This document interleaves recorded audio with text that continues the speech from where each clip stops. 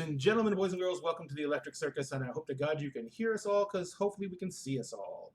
Ladies and gentlemen, we are Dinner and a Game, and we welcome you to our Tuesday night campaign, which is going to be set in Eberron, which is a setting for Dungeons & Dragons 5th edition. And these are going to be our players for the evening. Hi, guys. Say hi to everybody. Hi. As usual in the COVID-stricken world, we are all in different places, being safe and keeping our heads down. But we are actually in quite different places because some of us are in Houston, some of us are in the Dallas-Fort Worth area, and some of us are in San Antonio area. So we are all strung out all over Texas, but we are a Texas-based, currently, RPG group. Dinner and a Game is a RPG group that is based from a website, a Facebook page that we created a long time ago, and we are basically kind of just sharing memes and sharing a bunch of others, tidbits and everything like that for geek culture. And we started doing a podcast originally, expanded from that to a live stream, and then COVID happened. And we had to relocate because I lost my job. And now that we're back on our feet, we started back up again. We have a new cast. So what I like to do is go around and introduce everyone. Since none of you can see the actual stream at this point, you don't know where you are on the screen. So I'm just going to call you randomly, but I'm going to start for the audience, starting on the top upper left with Josh. Josh, please give the audience a brief soliloquy about yourself. Gaming history is probably what we want to focus on because I don't think anyone really cares what we do for a living. That's fair. And then let us know who you're playing for the night. I am. I am a long time and avid fan of tabletop role-playing games. Been playing Dungeons & Dragons for a very long time. Was a theater nerd, so I was naturally drawn to it.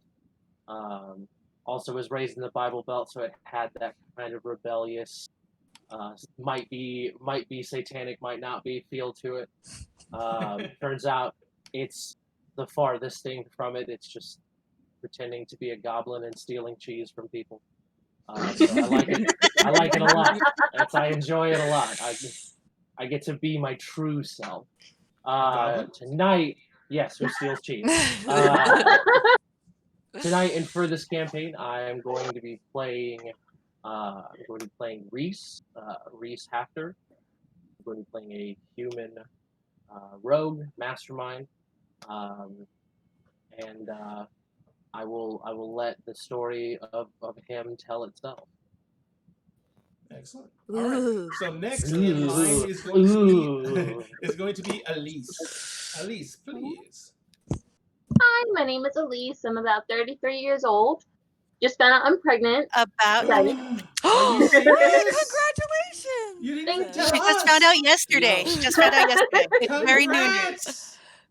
Thank you so much. I have been playing tabletop games since 3 years ago, Kat? Not even. Not even, I was going to say. I started off with Ray, and he got me into Monster of the Week and convinced me to go and try it out. And I was like, okay, fine, but I'm dragging Kat with me. So that's how we met. And we lost Evan again. Oh, ladies and gentlemen, the cameras will rearrange themselves once Evan graces us with his presence again. Continue, Elise, please. I'm a mother of one, and future mother of two. Exactly. And that's about it. Excellent. Who are you playing tonight? Oh, her name is going to be Alania. I'm still trying to think of how to pronounce that correctly. Sorry. She is an elf from the Alondran race. She's going to start off with the spring. She has about 4 different types of personalities. Mm-hmm. That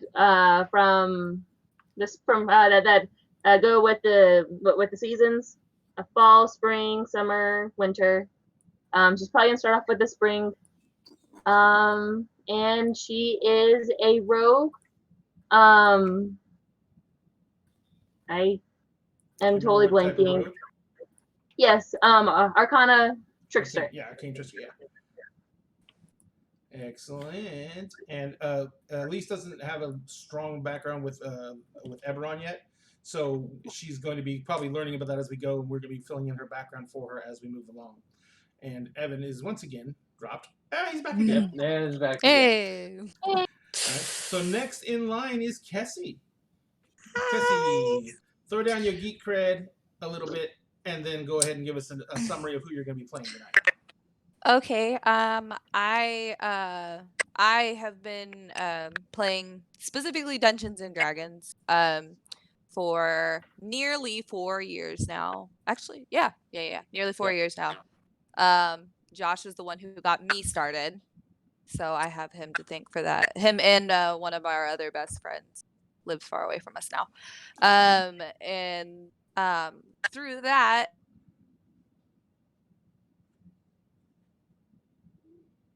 Uh-oh. I may have lost everyone. Give it just a moment.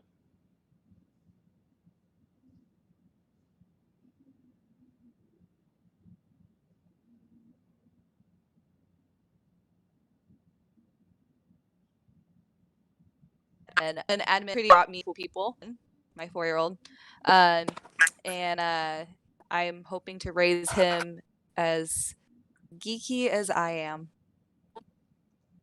Great. We had a momentary hiccup with the stream, but I did come back in to tell you that hear that you're raising your son incredibly properly. Yes. And who are you Perfect. playing tonight? I am playing a half-elf monk by the name of Astrid. She is Way of the Sun Soul, and she's pretty cool. She's pretty cool. Excellent. And we will definitely be delving into all these characters' backstories. And the next person in line is Jessica, my beautiful, beautiful wife, who is not feeling well at all. The dust storm that blew in has basically triggered. She hasn't had an asthma attack since she was a little kid, and she is literally just having trouble breathing and everything like that. She is all doped up and wrapped up in bed. So we're going to leave her there because it's safer for all of us. Yes. I love you very much, baby. Stay in bed. All right. So let's move on to the next person on the list, who is in the bottom left corner of our screen. That's Kat. Hey, Kat. Woo! I have a picture this time, so people can see my beautiful sleepy face. Get well soon. So let's see. I've been playing since high school, 3rd edition. Woo.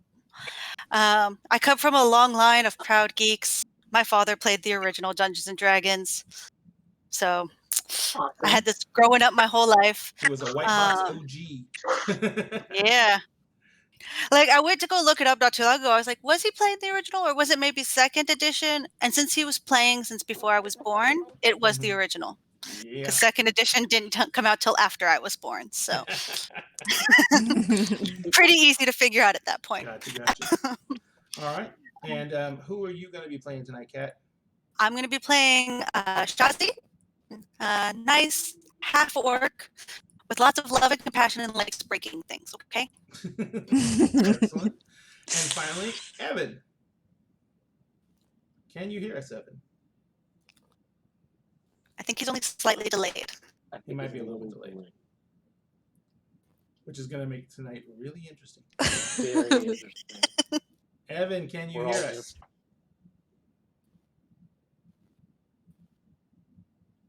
I think I watched the show.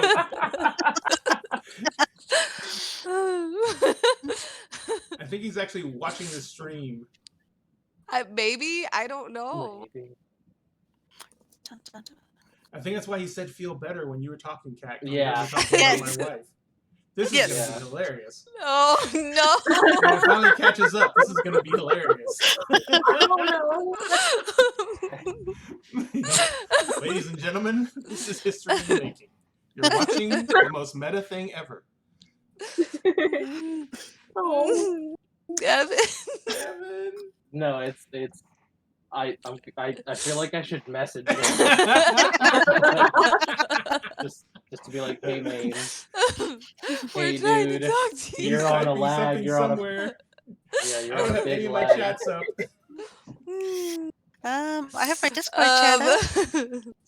I know, like I gotta get my phone real quick. I don't know if he's messaging me or you or who. He might be on Discord.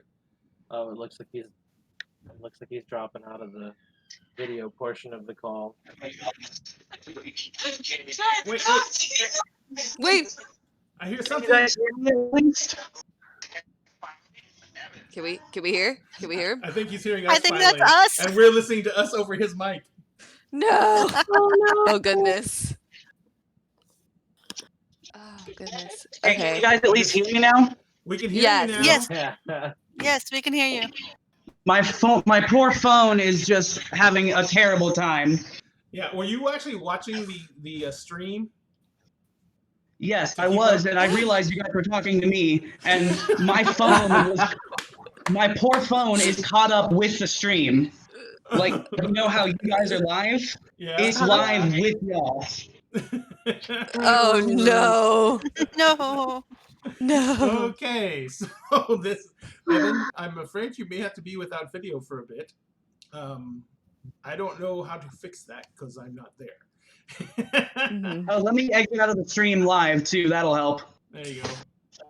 Definitely. All right, sorry guys, but my name is Evan. Hello, You can't Evan. see me right now. We did see you for a Oh, while though, man. so people should know what you look like. Yes, Yep. people At know least what I Josh says look like hi. when I'm freaking out over audio lag. Go, we're live. But, Sorry, my son wants to say hi. That's okay. I've been playing D&D for about 4 years, also thanks to Josh. He introduced me as well, a little bit after he introduced Kessie. Mhm. And Couple months. but I've been a nerd my whole life. I love video games, I love RPGs, and once I discovered tabletop, I realized it was the ultimate form of everything I loved. And so now it's completely obsessed, consumed my life, just like, everyone else. But Excellent. I'll be playing Powder tonight, the Goblin Artificer, who I am very excited to play. Excellent. Thank you very much, Evan. And we'll keep on trying your video throughout the night and see if it catches up. But just for the sake of keeping you up with us, we should probably keep you where you are now, and we'll try and work something out with the video feed later. Yeah, sounds good. I'll probably just have to go buy a camera. Yeah, and we'll check it when we go on break. All right. So I am Ray. I am the ultimate. Well, no, I'm not the ultimate. I am a grognard. If anyone needs to know what that is, just Google it. It is not flattering. I have been playing, I think we did the math the other day, and I've been playing for 37 years and GMing for 36. I started playing when I was like 10. I think I ran my first game when I was 11. So, I've been doing this for so long, there's nothing else left for me. It's consumed my life and my soul. So, that being said, it's not satanic, like Josh said. No, it's not. It's not at all. If you want it to be. Not a bit. If you want it to be, but that's a very Well, weird it can. table. Yeah. I can tell you this, you do Can not get be. anything for sacrificing chickens. That is a confirmed fact. No. Got it. It's important to know. Darn. We are part of a group called Dinner and a Game. My wife and I started Dinner and a Game about 2018. Basically, we did it as a way to try and give back to the community, the gaming community at large, which has been a huge part of our lives. And we wanted to try and put something out there because we've never really done that before, and we wanted to see what we could do. Our podcast was decently successful, and we had some really, really good shows. And one thing we wanted to be able to put out there is the fact that, you do not have to be a voice actor to come on to a show and have fun playing and have yourself be able to be represented by all this. It is feel yourself represented by all of it properly, because this is mostly completely a game about having fun. I mean, it should be like way when you're a kid, you're running around playing cowboys and Indians or cops and robbers or whatever, and doing all this stuff. And this should be what it should feel like, but on an exponentially more detailed level. The other thing I wanted to say about that is, no matter what you see or what you watch online, there is no wrong way to play an RPG. We are all here because we enjoy the type of game, or hopefully we're all here because we enjoy the type of game that I run, and I think that Josh runs, and that is, story intensive games that bring out, emotional responses from the players. It's what we're supposed to be, what we want to be have happening. But if you enjoy doing a classic dungeon crawl hack and slash, going through and killing the monsters, getting the loot, and rescuing the people in distress, that is completely fine. There is nothing wrong with that. We've on our Dinner and a Game Facebook page, we have had a number of conversations lately because Wizards is changing the way they're doing. They're going to be doing a lot of representation of different races going forward in the future. So basically what we want to do is we want to have some serious discussions in the future about the changes to race, the changes to alignment, and everything like that the game is going to be taking. We want to make sure that this is going to be something that people understand. So it's another way we can give back to the community is by trying to communicate what those changes mean and what we hope will be coming from them. But that's another discussion for another time. The only other thing I wanted to go over before we actually get into the game tonight is on our Facebook page, which is Dinner and a Game. You can search for it on Facebook. You can find it there. It's also linked on our website, which is www.dinnerandagame.net. On our Facebook page, you can see that we are running a giveaway. And I lost the books. Well, anyway, we're doing the collector's box set of the Dungeons and Dragons core books. It is a very nice set, which is gone. I had it literally by my desk, and it's walked away. Oh no. I found it. This means I put it away. But I was like, I need to leave this out so I can have it for the show. And I naturally put it directly away. The core box, which is in a lovely, gorgeous, decorative slipcase. And it has the Monstrous Manual, the Player's Guide, and the DMG, plus a custom DM screen, which is gorgeous. We have one of these open, and the GM screen is amazing. The books are very nice. And so we're going to be giving that away once we hit 6,000 followers on Facebook. We are also, I've just ordered the day, we're giving away 2 other items. 2 of the box sets of the regular edition core books with the regular edition GM screen are also going to be given away when we hit 6,000. So we're going to have 2 drawings for the core sets and 1 final drawing for the special edition set. That's all going to happen when we hit 6,000 followers on Facebook. So once again, go to www.dinnerandagame.net, go to our Facebook page, follow the page. The post for the contest is pinned at the top. So go ahead and share that post, and after you do all that, you'll be qualified to win. And once we hit 6,000 followers, we will go ahead and actually do those giveaways. We've already given away 1 collector set when we hit 5,000, but since the move and all the chaos, we haven't been able to run enough content in the contest, and plus we haven't been able to really try and get more information on the page going, so we haven't had a lot more subscribers lately. But now that we're getting back online, we're going to be doing that more, and we're going to be having more contests.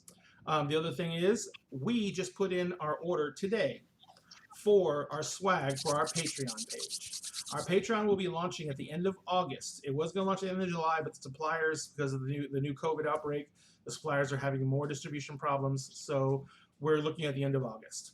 What we're doing is, the Patreon's going to have several levels of rewards, 6 levels so far. We may do a 7th. But their Patreon page is going to be including things like a dice vault as one of the rewards. And then it's going to be including a set of a full set of D&D dice. The D&D dice are going to have the Dinner and a Game logo on them. The dice vault's going to have the Dinner and a Game logo. It's a wooden dice vault in 7 different types of wood. It's going to have the Dinner and a Game logo carved on the top of the dice set.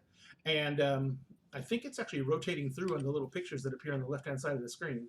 The dice vault's going to have our logo on the top. The dice are going to have our logo in place of the high side, and the dice are going to come in red with white numbers and white with red numbers. And the dice vault is going to be in, like I said, 7 different types of wood. We're going to list it all up on the Patreon site.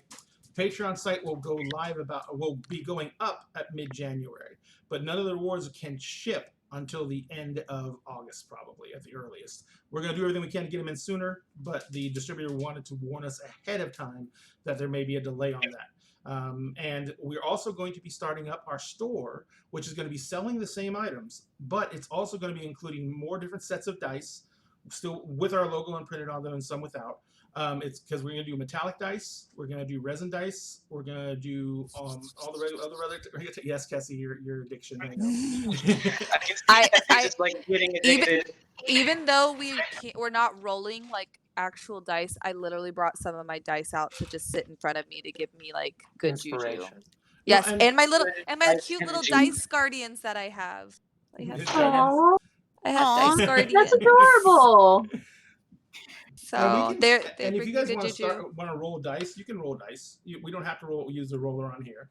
It's the roller on here is just so people can actually see it on screen. That's the only reason I put it on there, and because it's built into the game, so why not use it? But I will continue to use the dice roller. It's okay. If you guys want to leave me alone, it's fine. No, I'll use the thing on there. I'm It's kidding. I fine. just keep my dice Roller. nearby so I feel better. That's all. Exactly. I just need Just them so close you just by. need that reassurance that a little bit of that's okay. It's all right. You've got your dice vault. It's okay. I can't fit my whole dice collection over me. Well, of There course wouldn't be not. enough space. No, absolutely not. I'll use the dice roller so I don't always roll 20s.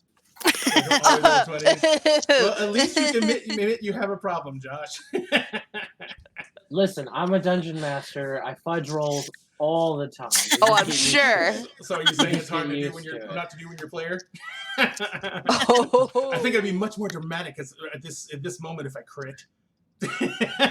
It would be much more story driven if I did a crit on this monster. All right. Well, We would just flow better. Well, I think that's all the announcements that I need to go over. We're going to be posting up more of the information like on the Patreon and everything else. We're going to be posting up more of that on the actual Facebook page. And we're going to be trying to do actually get a blog going on the actual website, www.dinnerandagame.net. And so, but we're going to be taking care of all that shortly. I've wasted the first half hour of the night just going over all that stuff, but it's something I really wanted to get out there because That's okay.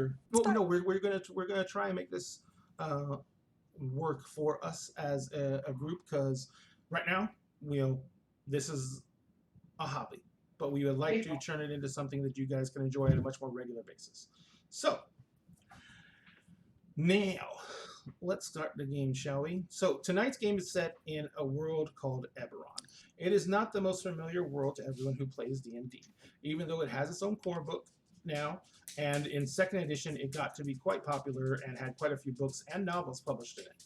Eberron is what they called, back in the day, they called it a steampunk type world. Eberron is a world where magic and technology have merged into one. Instead of having everyone have let's have a flying carpet. Instead of a flying carpet, there are things like sky skiffs, which are a magical device that's usually held aloft by an air elemental, and it's used to carry cargo from one place to another within, like, say, a large city. There's also sky ships, which are also held aloft with elemental magic, and they can fly from place to place. There's a thing called the electric rail, with the lightning rail, I should say. It is their version of a bullet train, and those go all across the country. So in Eberron, it's not unusual to find someone from one side of the continent on the other side of the continent. It happens all the time. It's very unlike the Forgotten Realms setting, where most villagers never leave their hometown. In Eberron, people travel on a regular basis. There is a lot of trade, and the world itself is very, very much in a period that would be almost equal to the United States post-Civil War era. There are firearms in Eberron. They're not super common yet. Most of them are propelled by gunpowder, but there's also magical versions, and they can be enchanted, etc. In fact, I do believe that Evan is playing one of the main classes that takes care of that type of situation. Yes, and he's literally a gunsmith. Yep. So that is all part of this world. So not only do you have the high magic of a world like Forgotten Realms, but you also have the beginnings of industrialization and beginnings of technology. They haven't gotten to the point where they had the revolution of Eli's cotton gin or Ford's assembly line, but they're on the cusp, and that may be coming. The biggest thing that's been holding the world of Eberron back is for the last 100 years, they've been engaged in a civil war. The Civil War just ended 4 years ago at this point in history.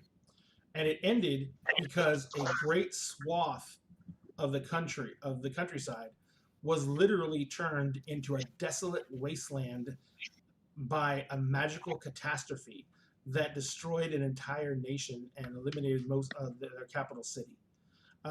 Sire was a land of the most diverse country on the continent, and it basically was completely destroyed overnight, and no one even knows the exact reason it happened. All they know is almost all the lands within its boundary and some outside of it were put into a great shroud of mist, fog, and death. And people still go in there. There's still whole cities inside there that stand either abandoned or inhabited by ghosts or who knows what.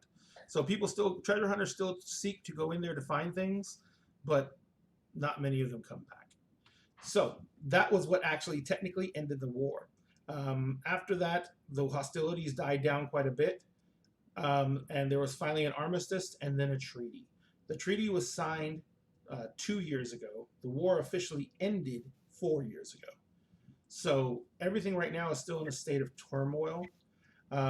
The Breland is the country that you will all be starting in, and you're going to be starting in a city called Sharn. It's also known as the City of Towers or the City of Spires. It is Breland itself is a very no-nonsense, hard-nosed world that basically has people in it that are very direct, very blunt, and very much self-centered. It's a survival of the fittest type situation. So they basically have taken in a lot of refugees from Sire that basically it was the only place they really had to go. And so they basically fled to Breland, and so Sharn absorbed a lot of the refugees, but there's still a lot more people who are resentful of the refugees. So inside the city, it's very, very tense. Now, Sharn is in a chain of mountains, and there's not a lot of real estate around the city, which is why instead of flowing out like most cities do and having different areas around the city become little bedroom communities or like that, Sharn, instead of going out, went up. And in Sharn, elevation is a sign of wealth. The most wealthy people live at the highest elevations of the towers. The working class live in the middle elevations, and the poor live at the bottom. The lower down you get, the less light you get, because Sharn is literally built into a great crevasse in the side of the mountains. So the farther down you go, the darker it is. So let's go ahead and get into your characters a little bit. What I want is to know is what brought you to Sharn itself. So we'll go ahead and do it reverse this time, and we'll start with Evan.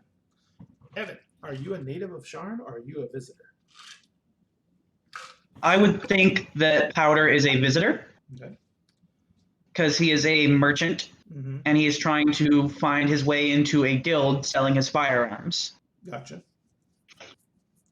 All right. Now, one thing everyone needs to know, Evan is playing a goblin. And for those of you who are more familiar with Forgotten Realms and other traditional settings, in Eberron, the monstrous races, they're not as looked down upon as they are in other realms. The goblin races actually were huge during the entire the entire Civil War.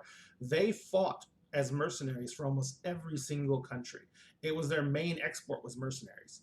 And they basically when the war started dying down and they saw that the treaty was going to be signed, the goblin races took an area of land and claimed it as their own during the treaty process.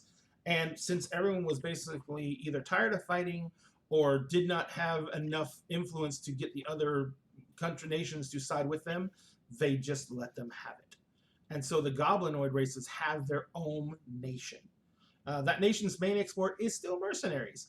But the problem is they'll never probably export another mercenary army from Droma because the mercenaries are no longer trusted on that number, because they did betray one of the other nations to take that land that they were under contract with. But when it comes to things like house guards for nobles, merchant caravan guards, everything like that, goblins are rated at the top, and they're basically heavily recruited for that. So that and other exotic goods are what comes out of that. But did you come from there, Evan, or did you think you came from somewhere else, or did you not have that information yet? I'm sorry, what? Did you come from the monster lands of Droma, or do you come from anywhere else, or do you not have that information yet? I would say he's from Droma. Okay. I think he would be from there. Dram, I think is how it's pronounced. Droaam. But yes, so you basically are going out on your own, trying to make your way as a merchant and a craftsman, correct? Yes, sir. All right, excellent. All right, so let's go over to Kat. Kat, are you native to Breland, native to Sharn, or are you from elsewhere? Uh-oh. Kat, we got no sound. That's because I muted myself in case one of the children come up the stairs again. I try to keep that in mind.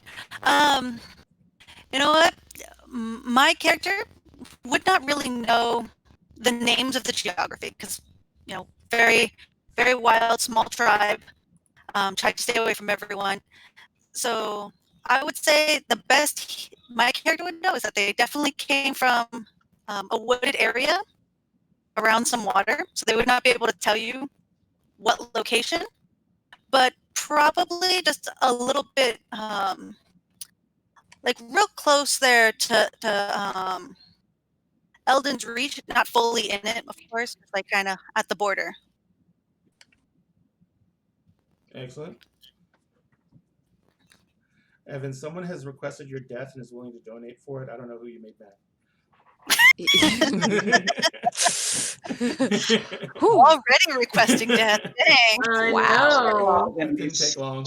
But anyway, so your character has basically no memory. It's not that they don't have memories, so they don't follow the geography in the same way. Mm-hmm. If you were like, "Oh, were you ever underground?" Then probably not. It should not be able to tell you. Okay, all right. You'd just be like, "Was there trees?" What people did she come from? Let's see. I haven't gotten too far into it. Just went with half orc so far. No problem. There's a lot. Yeah, basically, you can wait till later then, because as a half orcs are common everywhere. So there's no central location for half orcs. Like in traditional D&D, half orcs will come from either an orc society or a human society, your choice.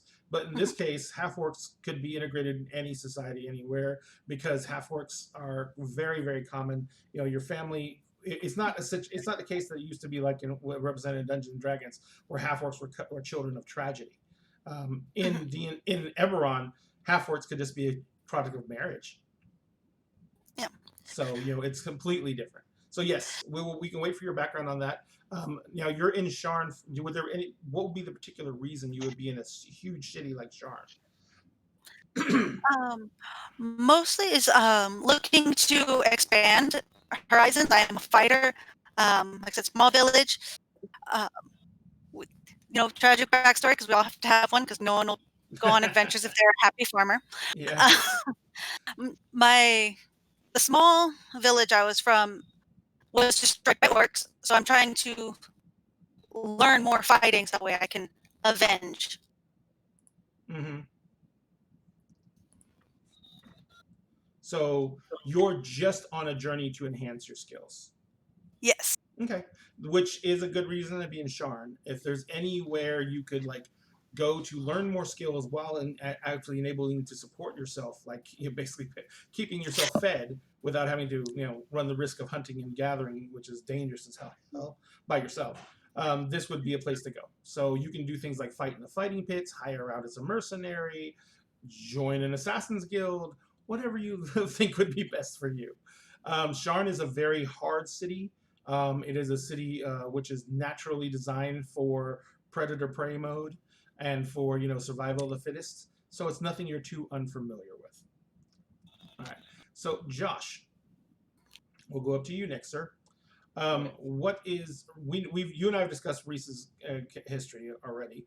So I know you're a native. You're a native to Sharn, yes, or were you not? No, I you're was not a. I was a native to Eston. That's right. Okay, so like almost on the opposite side of the continent. Mm-hmm.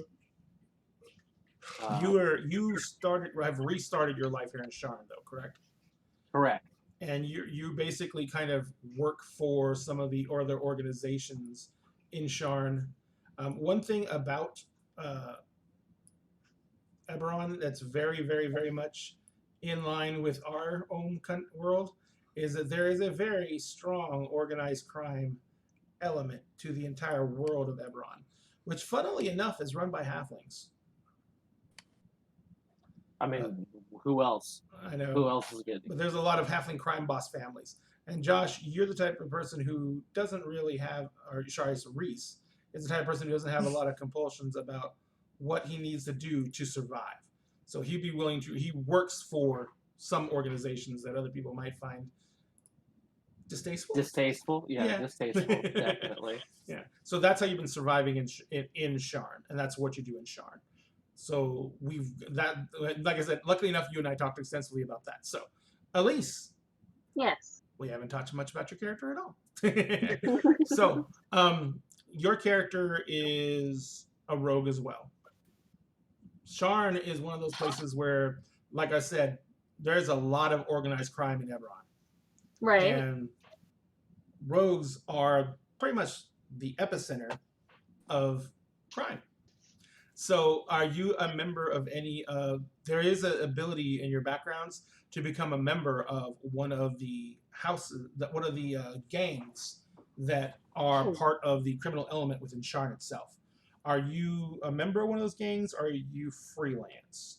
You know what? That sounds like fun. I would totally be a member of one of the gangs, but I need to do more information, and I just need to look more into that. Sure, no problem. We have the books set up and everything like that, and it's on Deep Roll 22, so you can look up the books. And if you need help finding them, we'll go over that after the game, so you can actually read up on that.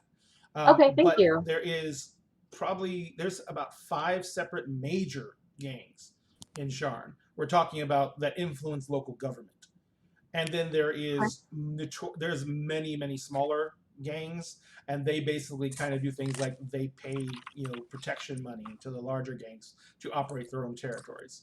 So you can decide if you want to be from a major gang or a smaller gang later, and then I'll go over some questions with you to see what gang would probably fit with your character's way of looking at things and going over that.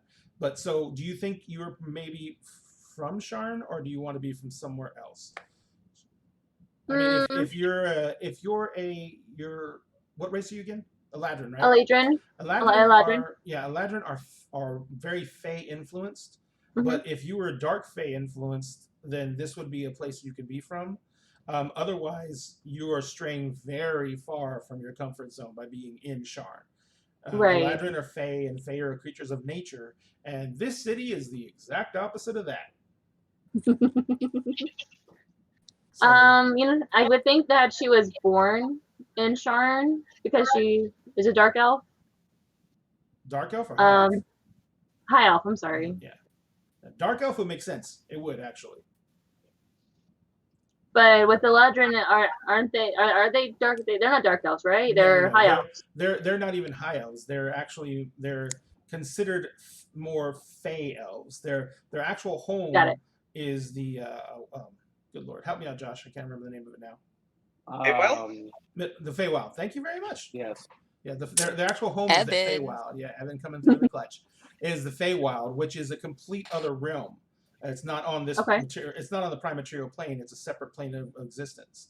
and they come here as part of their experience of gaining a life experience in total. So you It's like a Fey Rumspringa. yeah that could last another 100 years. But as they come over, they allow themselves to experience mortality in all of its splendor and horribleness. So you could be in the Fae have two different courts, technically Okay. four, but two major courts, and there's the Winter Court and the Summer Court. The Winter Court is about darkness and death. It is the end that brings about the new beginning. The Summer Court is about light and love and life, and it is the growth and desire. So the two courts are almost in opposition, and then you have the Fall Court and the Spring Court, but those are subcourts to the other two courts. So Right. There is one Fae King, and there's two Fae Queens. There is the Winter Queen and the Summer Queen. The Summer Queen is the queen of light and life. The Winter Queen is the queen of ice and darkness. So Okay. you can see how that's why the Fae have the Eladrin have seasons to represent how they're feeling emotionally, and that's Right. how fast those change. It's your emotional state for the day. Like if you wake Right. up in a bad mood, you could be winter all day long. So you could have been born though originally of one of those courts, and that would make you more. If you born of Winter Court, it would make you more more it would make you more set up to be in an urban setting. Okay. So that's something you think about for You listen to the Smiths All right. a lot. Yeah. Morrissey is your jam. Like Morrissey is like all about. Ooh. All right. Take me out. Ouija board. No, none of that shit. We're stopping now. We will get copyright straight. If he chooses to claim that as a copyright infringement, I don't even think it was even a gross. I'll take it as a interpretation. compliment. I know, right? Hey. We got a cease and desist from Morrissey. All right, Cassie. Hi, Cassie. You're up. Okay. So I've run everyone else through the gauntlet, so now it's your turn. Why exactly would a sweet young monk from the monastery, fresh out of monastery training, be in this den of sin and iniquity? Well, that is the thing, is actually where her monastery is located is, I finally looked at the map a little closer, is also like on the other side of the country. Like Yep. it's up much farther north. But she was tasked finally with leaving her monastery to her path is just taking her somewhere else now. Is basically what she was told. That she was tasked to go out and try and find evil and darkness in the world and destroy it. Well, in that case, And you're in the right place. right? So she's been making her way through the country, and she is now in Sharn. Okay. And that actually fits a lot to the situation in Sharn, with the disparity between the haves and the have-nots, the oppression both by the city governments and by the actual crime syndicates that run the city for the most part. It is definitely a city that has fallen to darkness. So basically, you're here to be Batman. Kind of, in a way. All right. No. All right. I So am the sun. I am the I am the sun. I am the Dawnbringer. So you guys have been in Sharn for a time, either for, like I said, either you're born a native here or you've been here for a little bit, long enough to understand just how strongly this city leans to being a very rough place to live. In your adventures in the city, just trying to survive, each one of you has, at one point or another in your lives, run across a certain sergeant. Her name is Sergeant Villery. Sergeant Villery has had different dealings with each one of you. None of them negative. Josh, I was going to say that actually the sergeant may have been responsible for helping with your past troubles. Maybe not in a massive way, but just in enough way to where you owe her a little bit. Yeah, we gotta grease some palms. Yes. Sergeant Villery has probably also helped some of you out, maybe when you were new to town, helped you find your way when you definitely were walking into a dark alley and about to get your head beaten in. Redirected you. Villery is not necessarily a upright citizen, but she has a soft spot in her heart for adventurers. So Sergeant Villery has been a part of your lives since you've been in Sharn, off and on, indirectly or directly. But each one of you, at the different places you've been staying, receives a note from Sergeant Villery stating that, she knows that you guys that you're trying to make it in the city, and she's found a way that she might actually be able to lend you guys a hand, and a way that you guys can give her a little bit of payback for the help she's given you in the past. She says she needs you to meet her at Larandra Tower, which is one of the higher towers and one of the towers that actually has a spire that has the landing pads for the skyships. So it's like in a really nice district of town. She gives each one of you has a pass to get in the gates to Larandra Tower, which is most of you probably have never been there. You literally have to have a special pass to get in to the area. So it's a very much a high rent district, and she's basically has asked you all to meet her there right around sunset. She wants you to be able to be prepared to work with other people. She has a pretty dramatic offer to make you, and she thinks that if you guys are up to it, it could lead you to even more work and help you establish yourself in the city. So I'm going to assume that all of you are willing to come to at least hear her out. Is that a safe assumption? Oh, yeah. Okay. Yes. So you guys head up to Larandra Tower. So an orange glow covers the top of Larandra Tower as the sun sinks in the sky. Above, the great airships of House Larandra float like leviathans, surrounded by brilliant rings of elemental energy. Below, bridges crisscross at all levels of the city, connecting Sharn's great towers. The sounds of crying children and barking vendors, cursing sky coach drivers, and braying hippogriffs rise up to become a unique din that can only be heard in the City of Towers. Each of you carries the letter from your acquaintance, Sergeant Germain Villery, of the Sharn Watch, and it reads, "I'm calling on you for a job. I can't write the details, but it pays well and requires your skills. Meet me at the airship dock on the top of Larandra Tower and come armed." So, as you guys are making your way up to the dock, since you're all making your way up to the dock at the same time, and like I said, since the access to it is limited, each one of you comes up to the guard gates at roughly the same time. As you're going in, each one of the guards asks you for your pass and who you're here to see. Each one of you hears the other say, "Sergeant Villery." And so, as you all pass through the gates, just out of curiosity and basically trying to sum each other up, size each other up, you kind of all pause at the entrance. So, why don't we go around, and we'll start differently this time, and why don't we all give each other a description of what we each look like? We will start this time with Evan. All right, so Powder looks pretty messy. He's got yellow eyes, greasy black hair, and he's regular goblin height, which I wouldn't know off the top of my head. 3 foot to 5 foot, depending on how burly you want to be. Oh, he's short. Yeah, He's 5 tiny. foot is So I'd If say super your tall for average a would be goblin. around 4 feet tall. yeah. So he's actually a little shorter. He's probably about 3'6". Okay.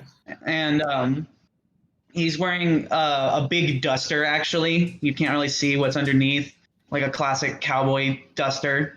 It's gray, it's ratty, it's covered in soot and gunpowder, and there's a lot of like little arcane sigils like drawn on that, and it just looks messy. Gotcha. He just looks a general mess. Done and done. All right, so let's go from Evan. Let's go to Elise. My character is gonna have a green hair, green eyes, and a friendly smile. She's kind of bubbly right now. She's probably about 5'9". I don't know. Has a bow and arrow on her back. How does she dress? Does she dress in casual clothes? Does she dress? Does she like?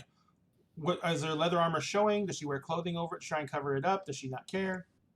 Her leather armor showing. She Okay. doesn't really care. And what type of weapons are? Because you would be visibly carrying weapons if you have them out, unless they're like easily hideable, like daggers and stuff. But you already said you have the bow. Do you wear anything else? I have a rapier on my side. Okay, so light sword. Got it. No problem. All right, thank you very much. Kat, you're up next. All right. So, 6 foot tall, 210 pounds. Big lady wearing chainmail. You can see the battle axe is strapped to her back. Mm-hmm. So, Is she heavily scarred up? not visibly, but the only place not covered by armor is her head. Got it. Excellent. Kessie, you're up. Awesome. So Astrid is 5'8", weighs 120 pounds. So she's very, very thin and very not petite, I guess, because she's a little tall, but she has curly red hair that looks like if she were to let it down from where she's pulled it back, it would just be an absolute mess constantly. She has golden eyes, though, that are very serene and calm looking. And she likes to wear the mostly green colors. Got it. That's about all I Is got. it kind of like a camo blend, or just like obviously her favorite color? Just obviously like her favorite color. She has like this hood vest thing going on, but she also has like long sleeves on and stuff. But Gotcha. she Excellent. just it kind of probably helped her out a little bit, like while she was traveling through woods and such. You know, Gotcha. her monastery was located in the woods, essentially. Got it. All right. And Josh, what about Reese? So Reese is about average height for a human, 5'8", 5'9". Difficult to tell because he slouches. Has very long, kind of messy black hair that he kind of tries to pull back, but not really. There's still a lot of hair left, kind of in his face. Has a very scraggly beard. He's very thin, but you can tell that he's very athletically built. He's not just like a twig. He just looks like he hasn't eaten properly in years. He looks like he also hasn't seen the sun in about 3 or 4 years, and is kind of scarred up. Not like heavily, but he has some cuts, some scrapes, and some bruises that's just not faded away. He's carrying a crossbow on his back. He's got a couple of daggers tucked into each of his boots, and a short sword that he just kind of wears around his hip. The short sword doesn't look like it gets a lot of action, but the crossbow looks like it is it's been kind of modified. Mm-hmm. It looks like it can hold more than one bolt at a time, or is like easily exchanged out. Gotcha. In other words, the crossbow looks well loved. And he's just kind of looking at this whole group, and just like methodically staring at each of you, just sizing everybody up. He's always got he's always kind of looking around, and it looks like every person that he looks at, he's like trying to figure out what would be the easiest way to take this person down. He is the nicest, warmest, most loving person you're ever gonna meet. Yeah, he doesn't he does not Sure. seem super approachable. Got it. So at this point, since you're all kind of standing around in a group and you've all heard each other mention the sergeant's name, does anyone say anything to anyone else? Yeah. Anybody want to buy some guns? So you literally have an overcoat on and you open it up as you say that? Yep. And I open one side and there's just a bunch of like tinker's tools. And he goes, "Oh, no, wrong side." And then there's a couple of pistols and crossbows hanging down. All right, excellent. Does anyone take him up on his offer? How do the Thanks guns for the look? Terrible right now. They're shoddy. Are they your parts pistols? Yeah, literally. It's like there's a really nice crossbow or a hand crossbow, and then a really shoddy one next to it that makes the nice one look really good. And then there's two really strange looking, very pipe-like pistols. Pipe-like as in a smoking pipe, or? No, like Like just a PVC pipe with a pipe? handle. yeah, literally. like a Fallout pipe pistol. Like you just said, your parts pipe. A zip pistol with a strap on the back. Just let the rock go and it hits the shell. You 3D printed this last night, didn't you? Oh, All right, man. excellent. So How much are you charging for those? These? Oh, these are expensive ones. Which one are you interested in? I never said I was interested. I just wanted to know how much you're charging for them. Anywhere from 2 copper to 300 gold. 300 gold. Which one are you selling for 300 gold? 100, you said. Yeah. I'm And dying which to one know. is worth 300? I don't think you're really interested, bud. And I close the coat up and I walk away. Excellent. All right, so My interest is peaked now. Uh-oh. Uh-oh. A puppy's going off. That's all right. All right, So so as you sorry. guys start making your way up, darkness descends on the city, and you see windows light up the towers around you from the bottom to the top. A cool wind whisks between you, drowning out the other noises of the city. A nearby lift rises, carrying a human in her mid-30s with close-cropped black hair and a glowing pipe in her mouth. You easily recognize Germaine. She gives a wry smile. She nods to you all and says, "Thanks for coming. Why don't we go have a drink?" And she nods over, and you can see that there is a bar across the way. It's a kind of a small operation. There's a couple of chairs inside the bar, but you see there's a lot of like tables sitting outside the bar. Considering this is very high up, it has one of the things that most other places in Sharn rarely is afforded, and that's a view of the sky. So this bar is obviously designed to take advantage of it. So she walks over to one of the larger tables. She sits down and she gestures at all the other open seats. You notice there is a placard on the table that says reserved. I'm going to take the seat that allows me the best vantage point to watch the room. Gotcha. I'm going to sit right next to the Sarge. Let me ask you this, Kat. Do you want to watch the room, or do you want to watch all the other people walking by because you're sitting on a table outside? Oh, I want to watch people walking by then. Gotcha. So best bet would be put the bar to your back. Mm-hmm. Okay. So she takes Kat's character takes Razi takes a place right at the table closest to the bar itself. What did you say, Elise? It's going to sit right next to Sarge. All right.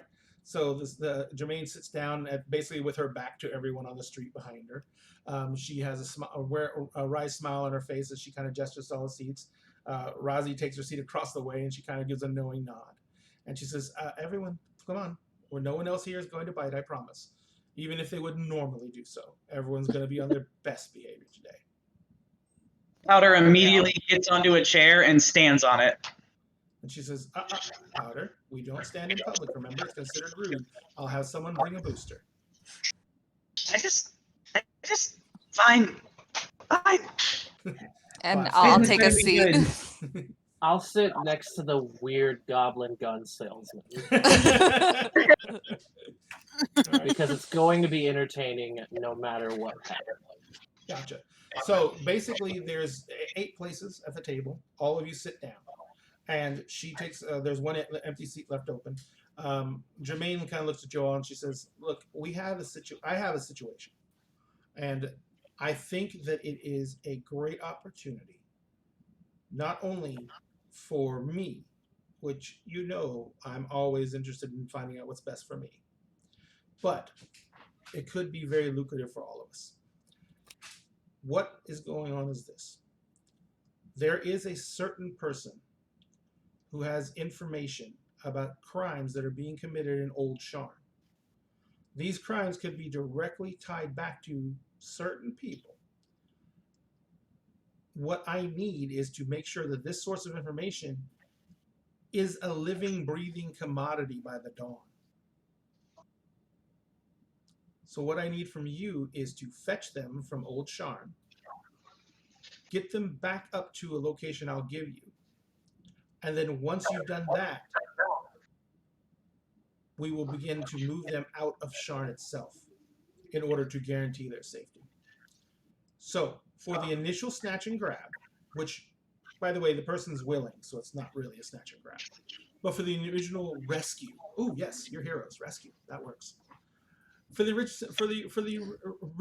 rescue, you'll each get 25 gold. If this person is returned back to the location I give you, unharmed, you'll each get an additional 50 gold apiece. That's probably more money than you see in a month. Powder looks down and Bold, shies away. bold of you to assume how much I see in a month. Remember, I know what you do for a living, and I know how often you get ripped off. Alania puts her boots up on the table and says, I'll do it for 30 gold up front. I love how sweet and innocent the ones think that they can negotiate. Get your feet off the table before I get arrested and beaten. She'll do it. I will put my feet down, but I still will not leave for anything higher than 27 gold. Anything higher than? Good, because it's not going to get any higher, my sweet. Well, I'm not. Well, then I guess I will have to think about this. You are I know. remarkably I'll give you the adept full 30 at minutes. negotiation. She is dogged, if nothing else. But You don't want to buy any guns? sweetie, I've watched those things explode in your hands. I'm not going to let you sell them to other people. She says, Who is the target? huh? Who is the target? For that, you would want to read this. And she pulls a piece of paper out and she slides it across to you. What she slides across to you is called a Sharn Writ of Enforcement. This is a contract that the Sharn law enforcement often take out with adventurers, because Sharn is a huge city and there's not enough enforcement to go around. So they will often contract with adventurers for short-term contracts to fulfill certain missions, like arresting someone in particular or something like that. The arrest warrant is written out for a warforged named Cole, who is the arrest warrant says a warforged named Cole, having pertaining information to crimes being committed within Old Sharn, is hereby and forthwith rendered bound by law and required to present themselves or face serious charges. She says, we're retrieving a warforged, named Cole. and we're to do this with discretion. The safest and easiest way for all of you would be with discretion and attracting as least amount of attention to yourselves as possible. But the most important thing... With a giant metal person. It's a warforged. I mean, look, I'm sending Shazi with you. She's about his size. I mean, he's a little taller than her. Right. bring him. And for discretion, having someone clomp around with metal attached to their body is not usually a great idea. If it was easy, everyone would do it. You. I just think that if we're putting this much risk and we're being asked to do something so near impossible, that a mere, what, you said 50? No, I said 25 to go. I'm giving you that up front. And 50 more to get back with them safe. And safe is defined as still able to speak? Still able to divulge the information without having to bring anyone else into this situation and jeopardize the information itself getting out. Remember, the more people I have to employ to get the information out of him, such as someone with the capability to cast Speak with Dead, means that I also have to either share a cut with them, which I'm already sharing a decent cut with you, or I have to kill them. And that's not pleasant, is it? Not at all. Say so. I'm just saying, the less people we involve, the better. I'm involving you all because, number one, you all owe me. Number two, it's going to make you money. And if you pull this off, it's going to make you something even more important than money. It's going to make you a reputation. Well, Can't eat a reputation. where are we supposed to find this Warforged? Old Sharn is all the writ says, and unfortunately, it's all the information I have. I can tell you where he was working, but I don't know if he's still working there because it would be risky for him to go back. Do we know anything about who else is after him? We know that he was working for one of the families. Oh, perfect. So, I'm going to put you up for the night at Jalanda Hall. It's in Middle Dura. It's halfway down. It's a good place to start out in the morning. I wouldn't suggest anyone go into Old Sharn at night. It's darker than death down there. And even those of us who have the ability to penetrate that darkness in some way, shape, or form are hard pressed to find our way. So, as soon as you guys start out in the morning, I suggest you head straight down to Old Sharn to make as much use of what little light there is down there as possible. I will give you the location of where he was known to hang out, and you can start there. It is a time-pressing mission, so do your best to find him as quickly as you can. The only reason I'm not sending you down there now is because I don't want to I don't want to shell out all this money and just have it disappear into some cutthroat murderer's pocket. So Smart of you. I appreciate the vote of confidence. she puts out a bag and she says, by the way, I'm going to try and have someone join you later.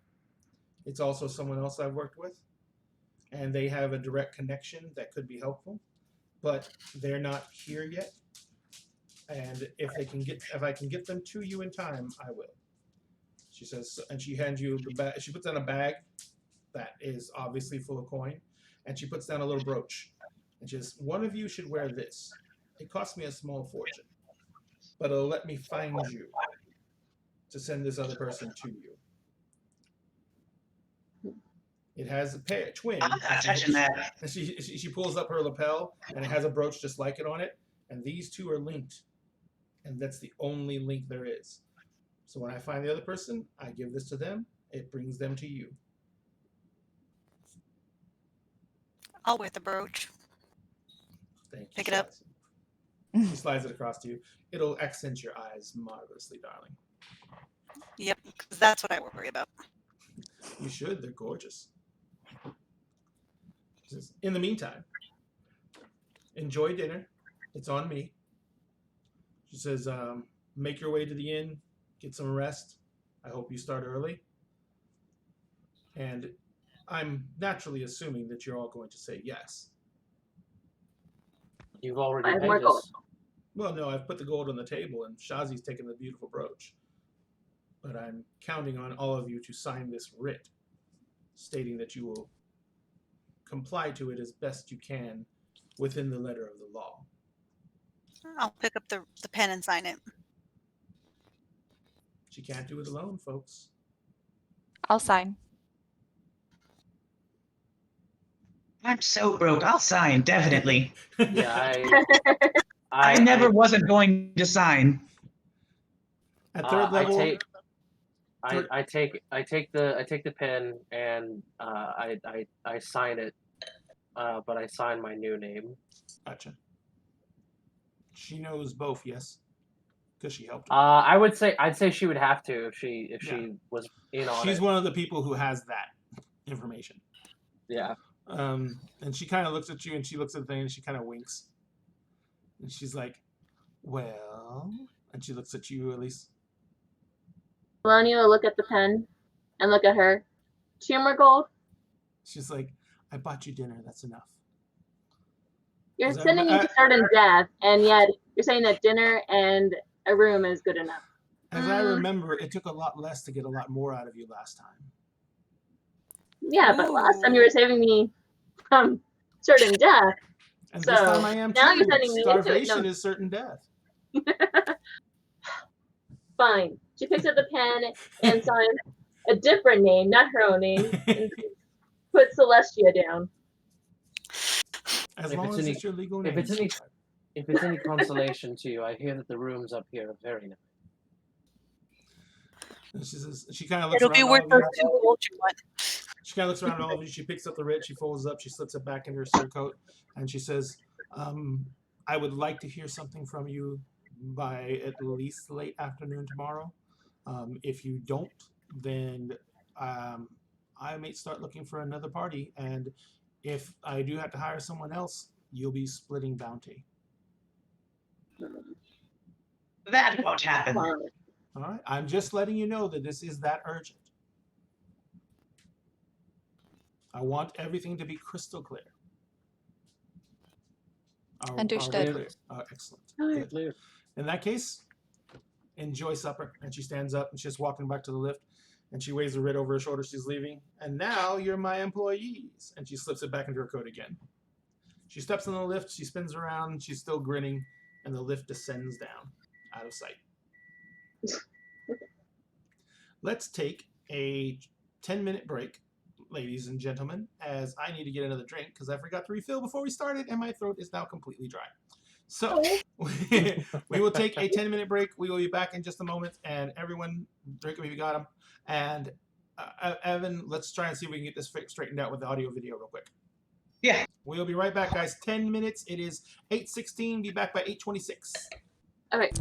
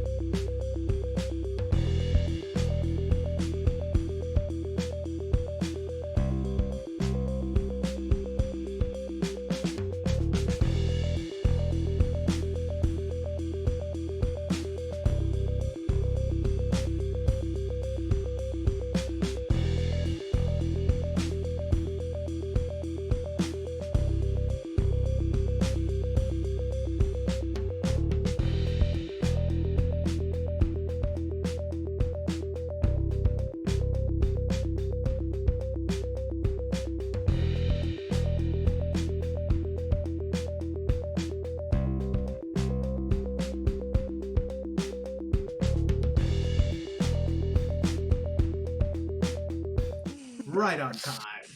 Like clockwork, we're a well-oiled machine here. We weren't all just panicking. Nothing happened. Everything's fine. Exactly. Thank you, ladies and gentlemen. We're back. All right. So, you guys go settle in at the inn that she provided you rooms at for the night. One of the things... Oh, actually, here's the first roll for the evening. Everyone, do me a favor. Hang on one second. I want to see what I'm doing here. And make me an insight check.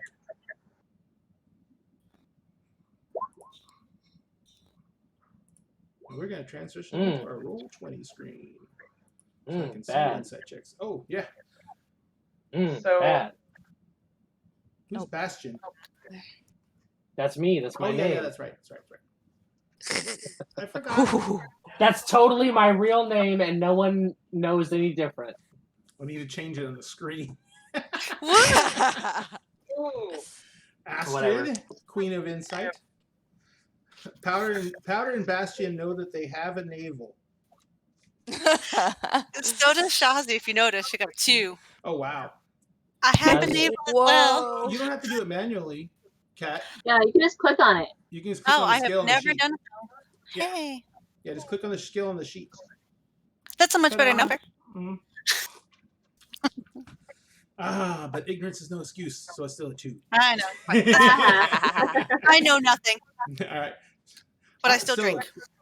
Basically, Ileana and Astrid, you both know that she is spending an exorbitant amount of money on this whole endeavor. 75 gold a person is a lot. And paying for a room for the night on this level, that's like another like 10 gold a person. She is blowing a fortune, and she is only a sergeant. Now, you know, she tends to do, you know, she's not above, you know, taking a bribe here and there. So she has other sources of income. But this is still a lot for her to be spending on this. So whoever this is incredibly important. Yeah. She's definitely holding back. Now, Astrid, with your 22, she did not seem to be nervous. She did not seem to be afraid. So this is probably something that she feels fairly confident can be done. But the simple fact she's throwing out this money means that it is a risk. Now, you've known her since you've been in Sharn. She knows what you can do and what you're capable of. It's just the whole idea that she is willing to throw out this much money means that this is something very, very important. So, that being said, do either one of you two let anyone else know about what you have ascertained? Well, I guess this will suffice. You didn't need to pay me that extra $5, five gold. I thought it was only 2 gold. It started with 5 gold. Remember this. I asked for 30 gold up front. Yeah, that's true. So You each one are of an you, expert negotiator. each one of you has the 25 gold, but when you go to the inn, you find that all your accommodations have been paid for, including, well, your dinner was paid for at the restaurant. Your morning meal is paid for at the inn whenever you get up, and Awesome. your night stay is paid for at the inn as well. So, what is anyone going to do? Anything else, or are you guys going to just crash out and get ready for the next day? I eat like a pig. This is the best meal I've had in a long time. Right.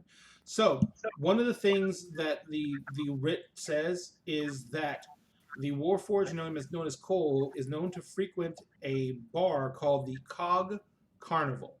Now, the Cog Carnival is located down in the lower levels of Sharn, the old Sharn, and I want each of you to make me a history check. Right. Ooh. Powder rocks the history. Bastion rocks the history. Holy crap. Okay. So, actually... I frequent the cog. Well, it would be weird if you did. With the 22s... I own it. What everyone who got over a 10 can know about the cog is it is a Warforged only bar. in the old Sharn, which Warforged in Sharn are treated very much as second-class citizens, cheap labor. They're considered to be a nuisance and a bother. They're often looked on very, very poorly. Those of you who have those you two guys who rode over 22, you've actually been to the COG Carnival and you've seen it. This place is covered in anti-Warforged graffiti. There's tags on it that says, leave metalheads, forged or scrap. Get out of town before we melt you down. All that's been painted, and it's left there. It's never painted over. It's almost like, they basically are saying fuck off because we're not going to be bothered with this. And so the Warforged, it's like a badge of pride almost, like we're still here. yeah. It's like, no matter what you say, we're staying, and this graffiti is just going to be here and represent the fact that we're not going anywhere. Right on, stick it to the man. But there is frequented by Warforged. It's kind of odd because Warforged don't need to eat or drink, and they can't even be really affected by alcohol. You want to say it? Do it, Evan. Do it. Warforged don't need to get or sleep. Nope, No. they do not. I have So- to mention it one session. As a bar goes, this bar is literally just there for them to gather socially. That's the only purpose of this bar. And of course, that's one of the big reasons that everyone hates it so much. But it is in a horrible place in the Lower Sharn, in Old Sharn, and it's it's a place that's always a target of hostility. So there's always violent attacks on it. So as it goes, it's a notoriously bad place to be. But that is a place that Cole is known to hang out on a regular basis. So, does anyone else do anything the night before? Powder eats his meal very loudly while tinkering with his guns. Ileana's drinking it up. Ileana's what? Drinking it up. Okay. Are you chewing with your mouth like open? Is that what you mean by loudly? No. Ugh. He's tinkering and eating and just being generally obnoxious while he's... Does Powder Well- talk to himself while he tinkers? Yes, he does. Okay. There's your loudly. Yeah. Plus, there's that smell of sulfur that constantly drifts from his side of the table. Mm-hmm. And saltpeter. Eesh. Those are not pleasant smells to try and eat around. If he sees anyone No. look displeased at all, he says, "You're gonna be thanking me later." All right. So, you guys pass the night eating, drinking. She did not set up a tab for your alcohol. She just paid for your meal and the drink you had. So anything you Okay. have beyond that is on you. Mm. And you're in Okay. a very nice part of town. It's like going to a football game and buying beer there. Oof. Oof. Everyone rolls their eyes. Yeah. Powder will actually buy a bottle if he can afford it. A bottle of what? The cheapest bottle he can find, but a bottle if he can afford. The cheap bottle there is like 5 gold. Yeah, he'll spend it. All right, no problem. So you get A 5. bottle of what? You got a fine buying a bottle of fine brandy for 5 gold, and it is very Offers it high to quality. everyone, actually. Huh? Fine brandy. Yes. Do you have any Um, elfin wine? Huh? He will offer a drink to everybody. No. Waitress brings over snifters. Everyone gets a nice snoot full of fine brandy. It's actually is if you enjoy brandy, it is absolutely outstanding. This tastes like garbage. So, does anyone any other actions planned for the evening, or are you guys just gonna turn in? How much Um, is for elfin wine? I'm sorry, I don't mean to keep cutting everybody No. off. You go first. How much is it for elfin wine? Alphen wine? It depends on, like I said, are you looking for a fine vintage, or are you just looking for something just to remind you of home? Oh, 4 or 5 gold. okay. How about for something a little bit higher? Yeah, they have vintages going up to several hundred gold a bottle. Okay, how about for 20 gold? 20 gold? Yeah. That is, yeah. You can You're, get an you're about to outstanding drop your vintage. payday. Awesome. All right. Gone. So now that Right? now that the lease is broken, has to go Right? off of one bottle of wine. That's why she was trying to negotiate up more. All right, so you guys make your way to your rooms. Very opulent setting. Each one of you has your own room. Downy beds, fluffy pillow covers. None of you have probably really had anything even close to this, except for maybe before you even started adventuring. But it is all ended way too swiftly as the morning comes suddenly and without warning, as it always does. The elf in the party is meditating. Oh wait, we don't have any pure elves, do we? Yeah, we do. Yeah, a ladder. So you meditate and relax and comfort. The rest of you sleep soundly. But come morning, you're woken up by a resounding knock at the door.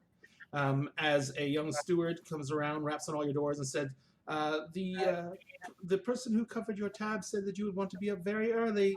So rise and shine." Yes, thank you. Yep. Get up and I just immediately Get start ready donning to- armor. face the day. So you head down to Old Sharn. To get to Old Sharn, it takes literally like an hour and a half, unless you're going to shell out money for a sky skiff. A sky skiff can get you there in like 10 minutes. But if you're going to walk down all the bridges and take all the lifts, you're going to end up taking about an hour to get to Old Sharn. It's not necessarily a linear mode of travel. There's one faster way to go there. You jump off a ledge and fall. Nah. Almost all Nah, the I'm major good. bridges in the high city have Nah. Featherfall cast as a permanent enchantment on them. But the lower down you go, it all depends on how much money was in the city's budget at that level. And none of the bridges are labeled as to whether Wow. they have it or not. How many bridges would you say we're up so far? You are near the top. So it is roughly about 1,500 feet down to Old Sharn. Now, don't worry, you're not going to fall the entire distance. Eventually, you're going to splatter on a bridge. Yeah. Well, that's what I was trying to figure out. Like, how many do you think we could get down just jumping before we actually have to worry about walking? How much is the like skiff? the nearest Just lowest? How much? How much? Yeah. How much? How much is the it? Skiff? How much many is the skiff? D6s do we get here? So a skiff to go from this height all the way down to the bottom could be hired for all of you for 10 gold. Skiffs are expensive. They're flying vehicles. So if we all pitch in 2 gold. I'll pitch in 2 as well. I'll pitch in 4. Rich man. Good, because I don't think Elise has any money anymore. I have On 20 the gold bright still. side, she was I'm still drunk. good. Yeah, I'll chip in. All right, so you all throw in 2 gold to the pot, pretty much. Time is of the essence. You throw in 2 gold to the pot, and powder covers the tip. All right. So you guys hire a skiff. It's a harrowing flight. The skiff basically is a flat bottom vehicle. There's no seats on it, no nothing. It's mainly used for hauling cargo. So what people normally do is just stand around on the skiff. The pilot of the skiff, basically the skiff just starts falling. Not completely falling. It's not free fall. But you guys, you can feel the negative G's as you go down. The pilot's looking over the edge. He's rotating this skiff on a flat plane 360 axis to make it go by bridges and move around things, but it is still an incredibly disorienting way to travel because number 1, you can't see where you're going, and number 2, it's that weird whole bottom dropping out constantly negative G feeling. So it's disorienting. It's not good enough to cause you any real grief or trouble unless your character has problems with heights. My character has Nope. problems with height, but not heights. You know what I mean? Gotcha. Astrid So will you be guys- totally calm and collected throughout that. He gets you to the edge of Old Sharn, which is measured in elevation. It's probably about 500 feet from what they call the base. The base is where all the major towers in Sharn come together, and as the towers go down, they get wider. So the space between the towers gets narrower and narrower and narrower. And when you get down to the base, there's very little room between the spires themselves, and there's even some structures that are built as they're cut into the towers. So some of the structures go into the actual structure of the towers themselves. When you get down there, he drops you off at one of the elevated bridges down there, and he says, he takes the money and you give him a tip, and he says, it's early in the day. He says, if you want to leave today, I can be down here about an hour before sunset. I'll be at this landing. He says, I'll wait around for 20 minutes. He says, you're good tippers, so I'll pay you. I'll definitely be here to pick you up, but I'm not staying after dark. All right, Understood. thank you. He's like, You're a good name's man. Jackson. Jackson You're the best, Skyface. Jackson. Jackson. He's like, High five. it's like, he puts his hand up awkwardly. He's like, okay, Elfie, all right. Oh no, not this again. he like lifts the lever, the skip just goes whoop, and just takes off straight up.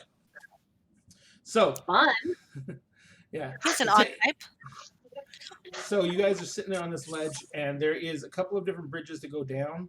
One thing you've been noticing as you descended is lifts get rarer and rarer, but stairs and ladders become more and more common. And there's also spiral ramps that go up and around.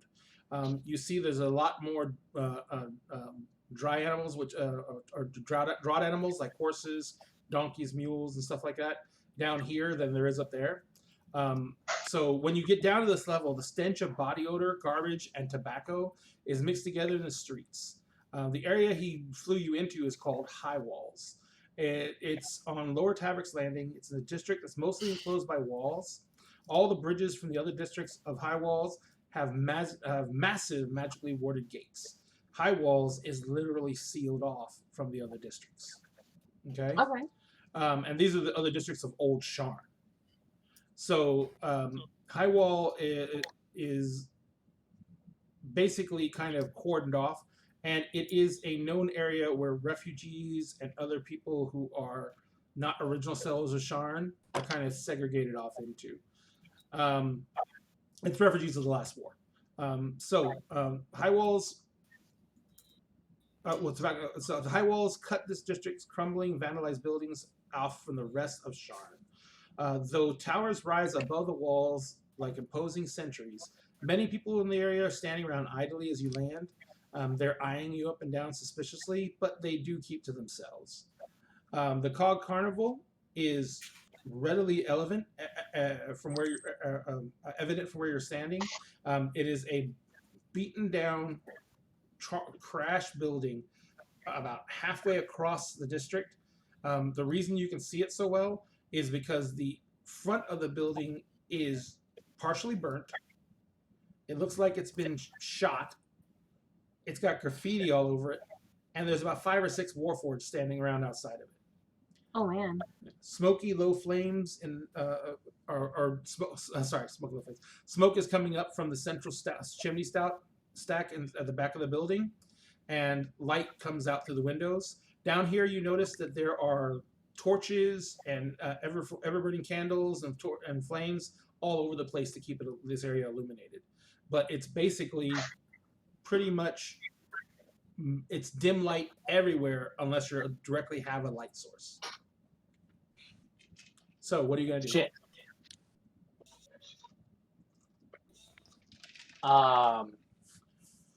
It's only bright light. It's a couple of warforged out front. There's like half a dozen warforged out front. There's a lot of tables sitting out front of it. And the tables are like a barrel with an old spool side on top of it.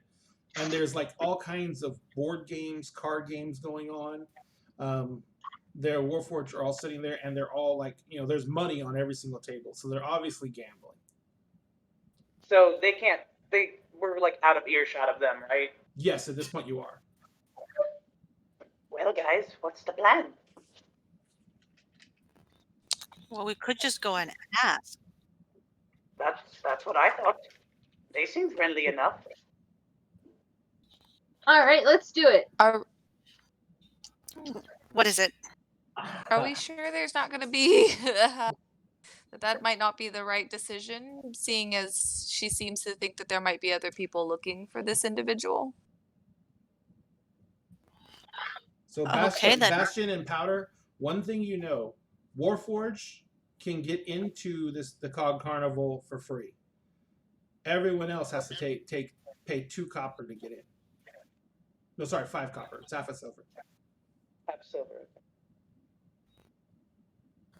Well, it turns out I've actually had the pleasure of being here before, and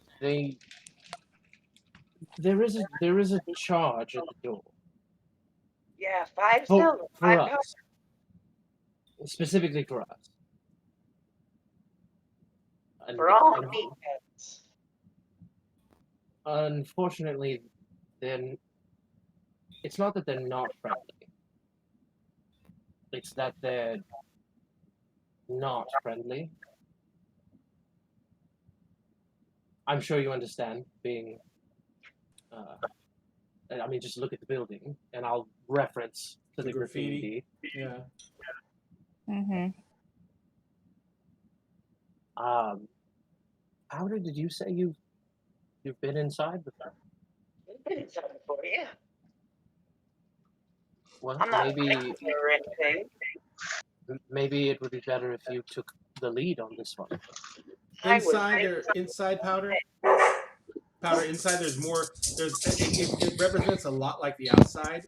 There's a ton more games of chance inside. It seems to be the main focus of their social gatherings. There's like dartboards. There's pool tables. There's card games inside.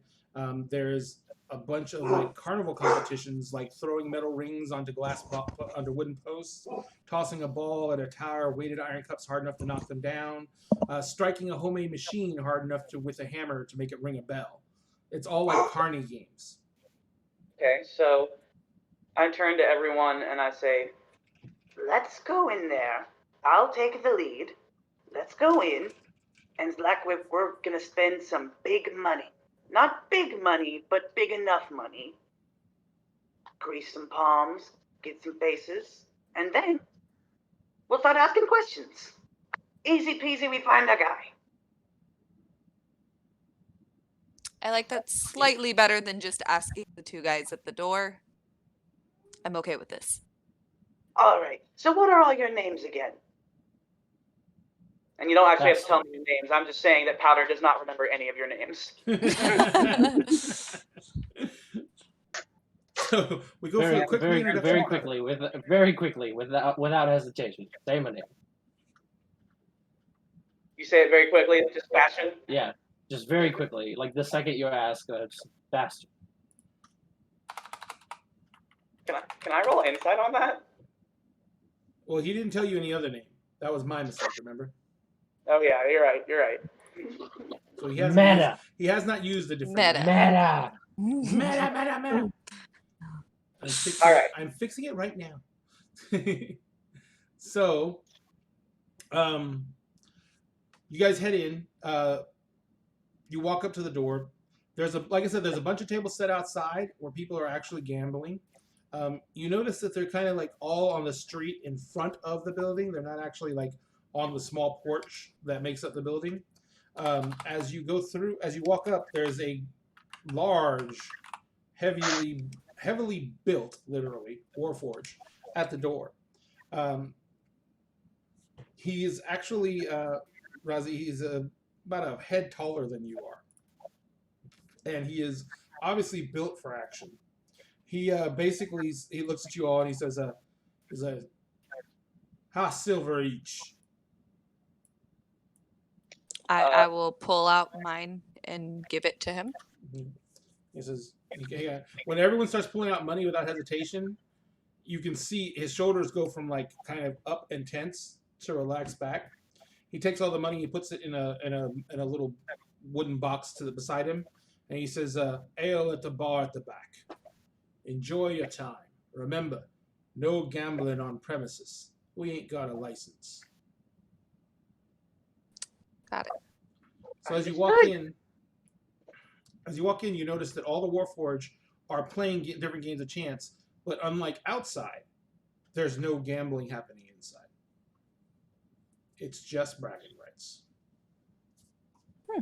And Even better, I guess. Powder and Bastion, you both know this is because the city has very insanely high and expensive gambling license fees, and this place was just meant more for Warforged to socialize than anything else. So to keep it from being shut down, they don't allow anyone to do any gambling inside. It's just a tax on the poor. Mm-hmm. So as you guys head in, there is a large crowd inside. It's a rundown building inside too. I mean, they do their best to keep it patched up, but this is an establishment that runs an almost no profit whatsoever. It's strictly a social gathering place. There are several. It's a single room. It's crowded with Warforged. It's got all the Warforged here look like they've seen better days. Several of them have like severed digits from their hands. They have different limbs replaced with different oddities. In fact, the bouncer at the door, his left foot was actually a block of wood. Oh wow. Yeah. But all the Warforged seem to be in very good spirits, just by the tone of the voice and the raucousness of the room. As you walk in, no one really pays you any attention, except for like to say "excuse me" or something like that if they bump into you or anything like that. You can also tell that all the Warforged are doing their best to not bump into you, to keep their physical distance from you. They understand one very important thing. They're made of metal, you're not. Okay. So, what are you guys going to do? There's tons of games happening. There is a bar at the back with a single Warforged back there who's tending bar, and it has like 2 casks of ale. That's it. Did we get like a likeness or a description of Cole, or just like he's a Warforged and his name is Cole? Pretty much, he's a Warforged and his name is Cole. So the first thing I want to do now that I'm inside is I want to scan the room, to see if there is like a table or like one in particular, or maybe a couple who are like actively not looking at us like in a suspicious way. Okay, make me a perception check.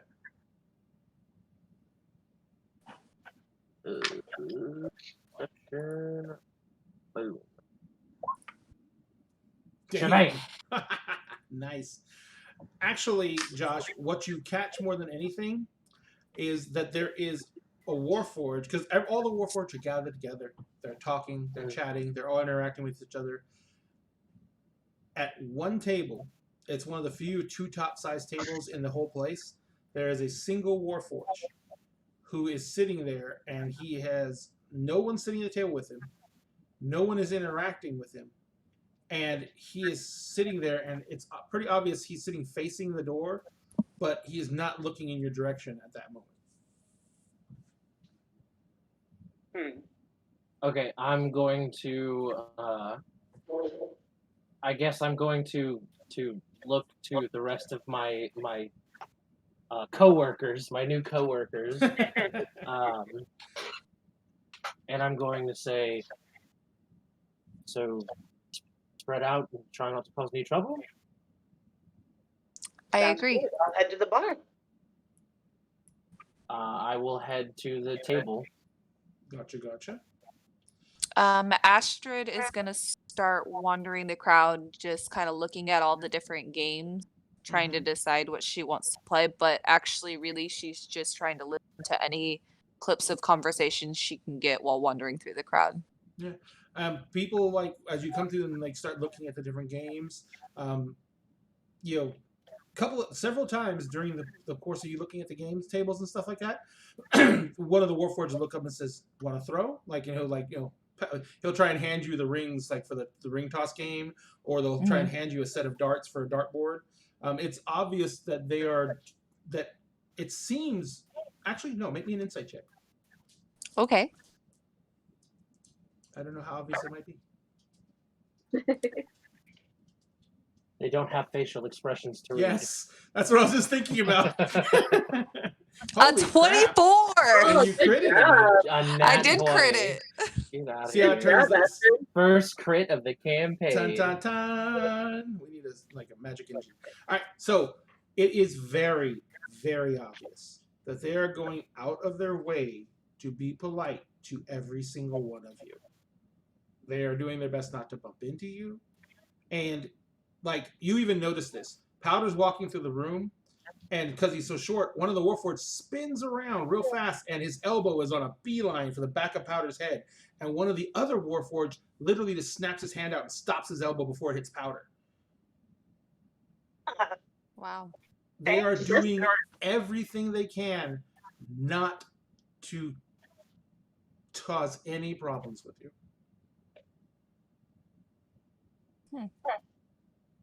Okay. So, like again, even though she is really still trying to maintain a lot of attention on any kind of conversations going on between any Warforged, she will like stop at the darts and decide to try to throw some darts just to see what happens. Gotcha. Just because she's curious now. Excellent. So, if it's a standard dart game, it's got a round board, numbers, points are scored. You look on the little chalkboard they have beside the board, and you can see it's basically 301, if you know what that is. It's a countdown to a certain from a point in value down. Are you going to try and throw, or? Yeah, okay. I will. So we'll get back to that in just a second because we're going to have to make some rolls. Elise, how are you going to pronounce your character's name? Because I need to know. Ileana. Ileana. So, Ileana, what are you doing? So Ileana's looking at the different games, and she's caught by the ring toss game, and she gets really interested in it. So she's going to go over to the table and just kind of watch for a second. Yeah, the ring toss game is a very interesting one because it's like a ring toss game combined with a game of Go. Fun. So basically it's capturing the board pieces when you toss a ring on it, and if you capture a board piece and any other pieces are adjacent to it, you capture those as well. But if you miss, then you lose that piece because you only have a certain amount of rings. So it's a combination of Go and a skill toss game. Fun. So are you gonna try that one as well? Oh yeah, definitely. Gotcha. So, Razi, what is your purpose today? Cat? Oh, can't hear you, Cat. You're muted. Oh no. No, I keep doing that just because I know children. the kids. I know. Well, it's Shazi with an Shazi, SH, not an sorry. R. That was my fault. It's really tiny. I'm going to go try to smack something. Like, there's a game where I can hit things. See if I can hit the bell. All right. No problem. So I know where you're going now. All right. So the last two of you, we'll go with Bastion first. What are you going to be doing, sir? Oh wait, no, you're going straight to the table. Yeah, I'm going Gotcha. to go sit down. I'm going to go sit down at the table. Okay. And Powder, what are you doing? I'm going to the bar. You going to the bar? All right. You walk up to the bar. Unfortunately, it's made for Warforged height, so you can't even see the top of it. But the bartender kind of leans over the bar, and he looks down, he's like, "What do you have in, little man?"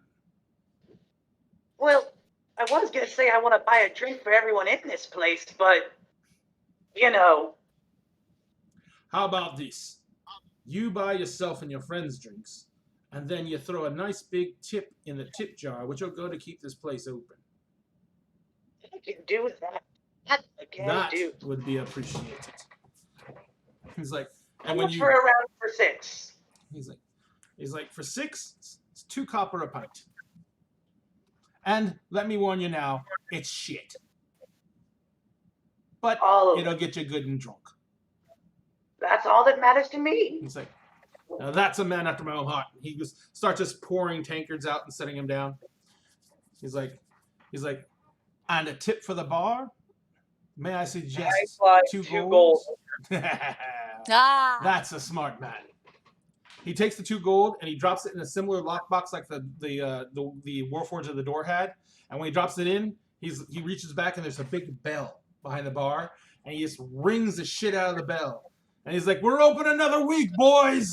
And then all the Warforged in the crowd just like roar, and they start thumping all of you on the back. All right, now they're warming up to us.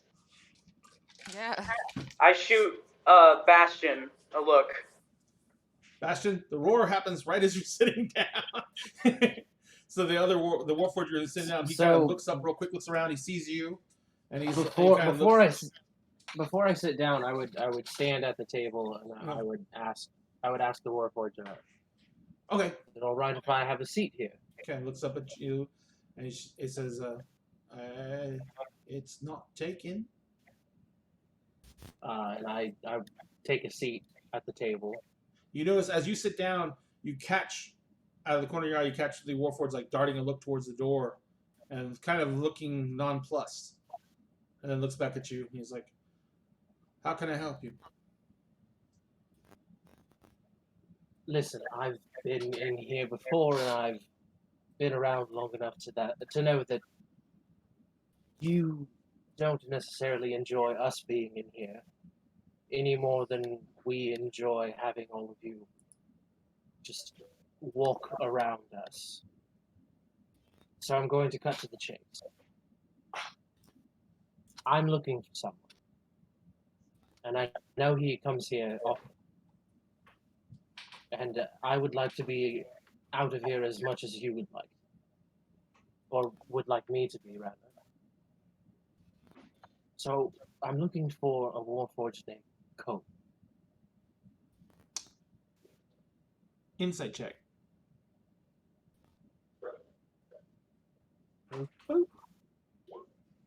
Bad. Bad. No. Oh no. He looks at you and he says, "I've never heard of him." I take a gold out of my pocket and I place it on the table directly in front of me. And I say, "Another week." He kind of looks down at the gold and he says, "Another week for the shop? How much time does this buy coal?" That's what I'm trying to figure out. What do you want? I just want to ask him some questions. I'm not here to start any trouble. Quite the opposite, in fact. And I'm worried that if we don't get to him soon, there will be trouble here for you and all of your people. Make me a Neither of us persuasion want check that. at disadvantage because of... No. Make me a straight persuasion roll. Okay. Okay. Oh. Yeah. Yeah. I am speaking sincerely. I don't want to see the Warforged. I know how hard it's been for Warforged. Right. He kind of sits back in his chair and he says, "I was waiting for someone. I don't see them showing up.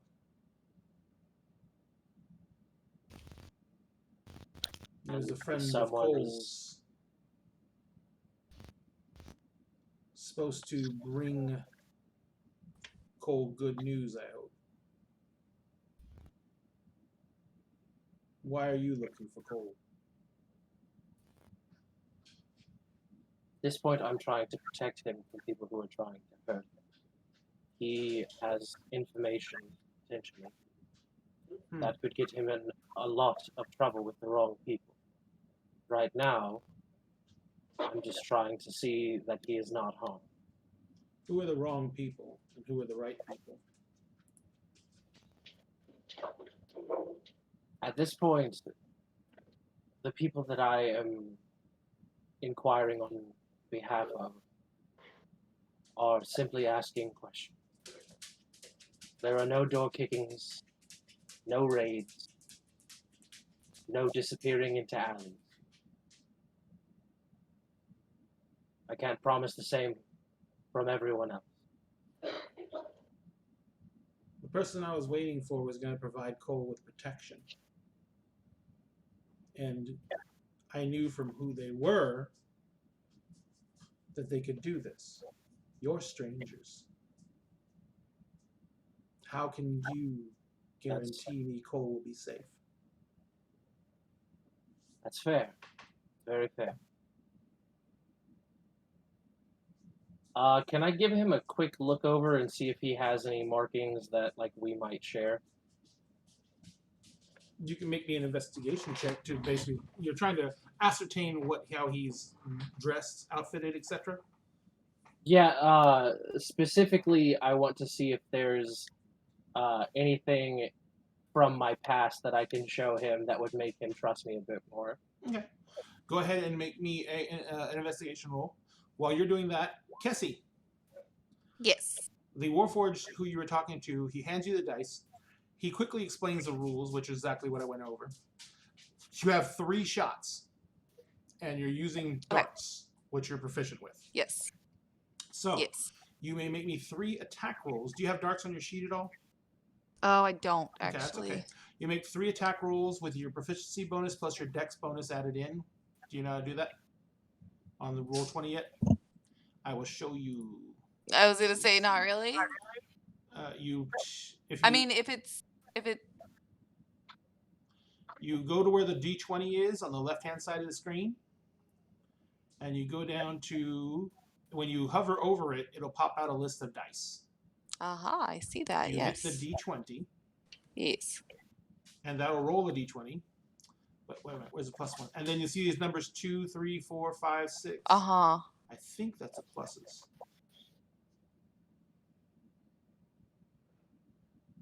What's that? Nope, that didn't work. Oh, here it is. Yeah, I'm sorry, I forgot it. It's down here at the very bottom. It's the advanced dice roller. Oh, okay. Aha. Mhm. Yes, I see. And then you can put in the pluses there manually. So it's 1d20 plus, like if it's a +5, +6, +7, and then you just hit roll.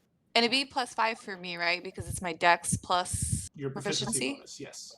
Yes. Okay. Monks so are proficient with darts. Yes. So you're going to have 3 shots. So you're going to roll 3 times. okie dokie. Should I just hit roll 3 of this? No, roll them each individually. Roll them each individually. Yes. Okay. Okay, first one. Ooh, no, not very good. No, you hit the board, but not anywhere near anything that's going to have any real value to win out in 3 shots. So roll again. Cool. Nice. Not bad. No problem. That's like a double 20. Real nice shot. Roll again. Okay. Nice. Once Even again. better. Yep. That is the trip 20 in the ring. So that's 60. So that's 40, 60. Oh, go ahead. Oh, another one? Yep. Roll one more time. Oh, wait. No, I'm sorry. You already rolled 3. That was I was going to say, I was Yeah, like, it's that not was bad. 3. All right, so what the So ignore that Warforged is one. going to do is That he's one's going to be not rolling good anyway. against you, and all you're trying to do is see who gets the higher score. Okay. He got a 17 on his first shot.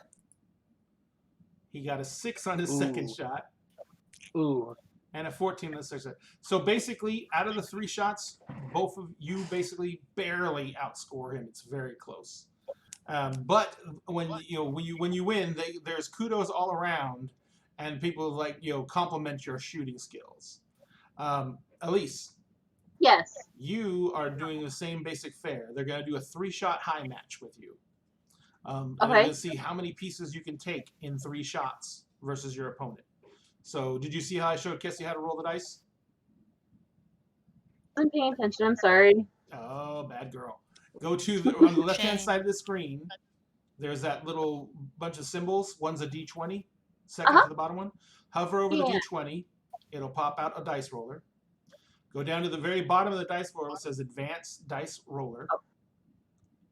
The very bottom of the list there, underneath Uh-huh. where it says Fudge. Click that, Okay. and a pop-out will come out. It's already set to Got it. D20s. You're not proficient with... Oh, wait. You're a rogue. No, you're not proficient with darts. So what you're going to do is you're going to roll 1d20 plus your dex modifier. What's your dex modifier? Darts. Huh? I'm not playing darts though. Oh, no. So you're She's but it's a playing the ring ring toss. It's a ring toss. You're not proficient with rings either. No.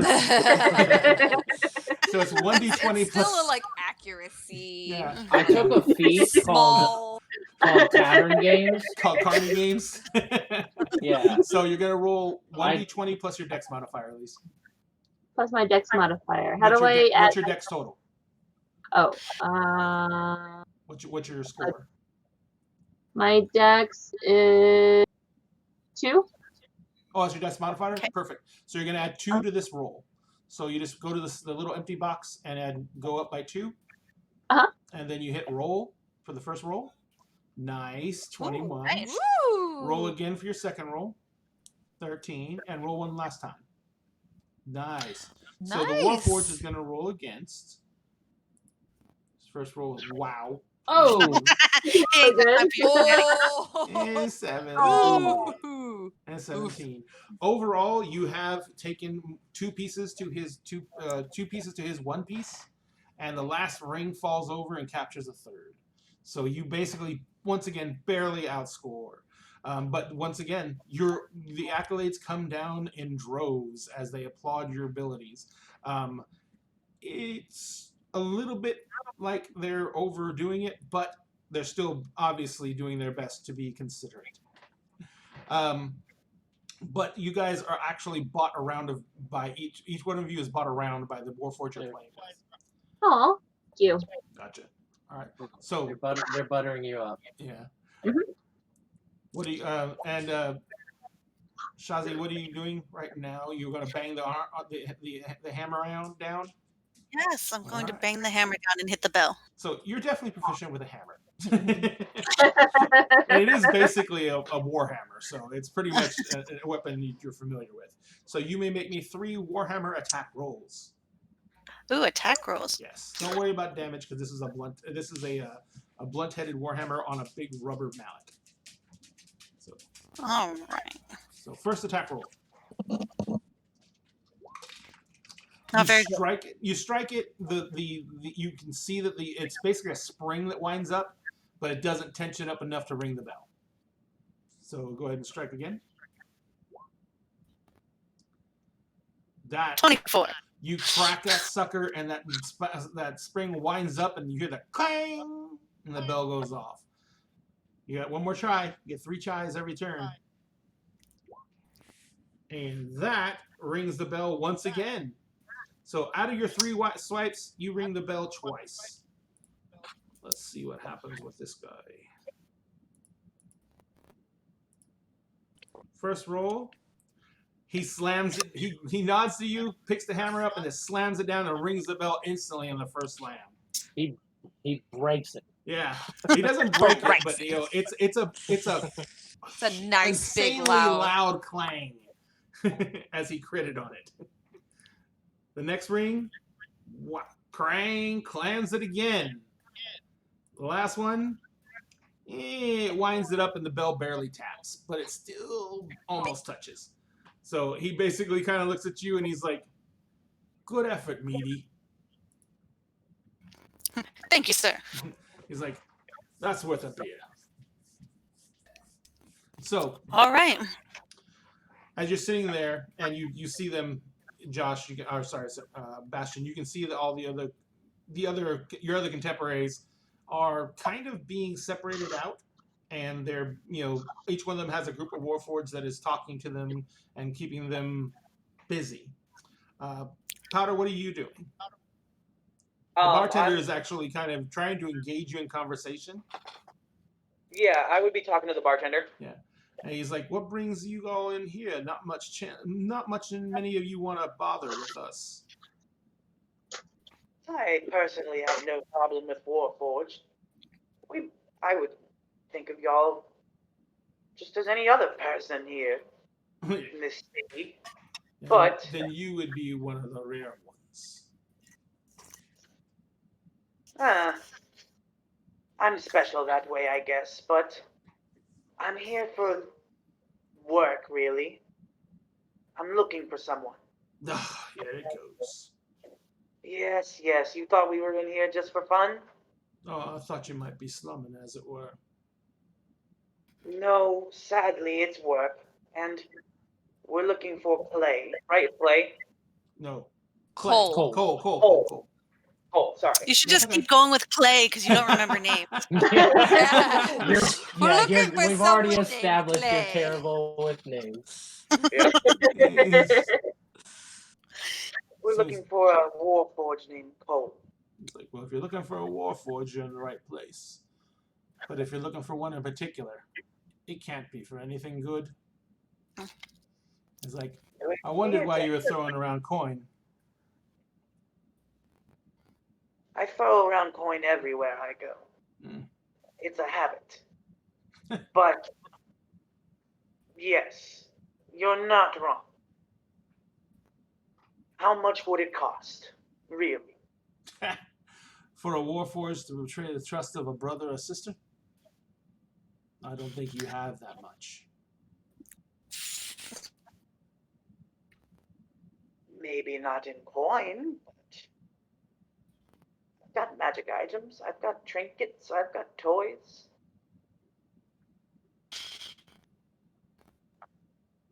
Make me a persuasion check.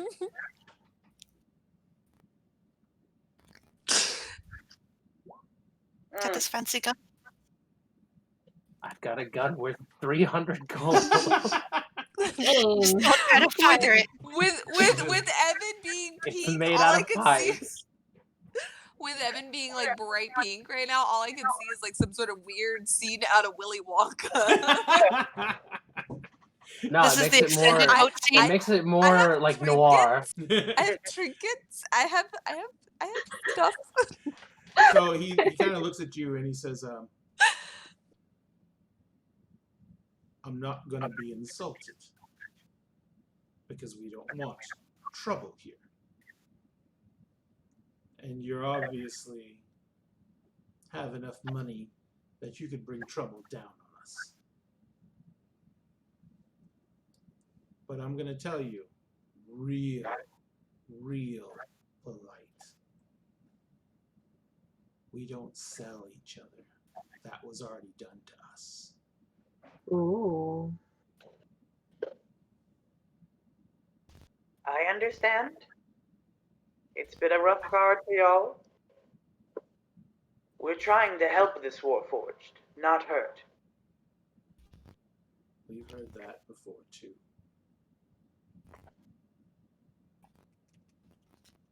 And you hear his left hand just, you can hear it creaking under pressure. Oh man. It's not a stool, right? Like I'm like No, he's you're looking standing on the floor. He's kind of like leaning over the bar looking down at you. Then I'll take my business elsewhere. I understand. A goblin knows when a no is a no. And I turn on my heel. Okay. And So- I beeline for Astrid, actually. Okay. No problem. Bastion, back to what you were doing.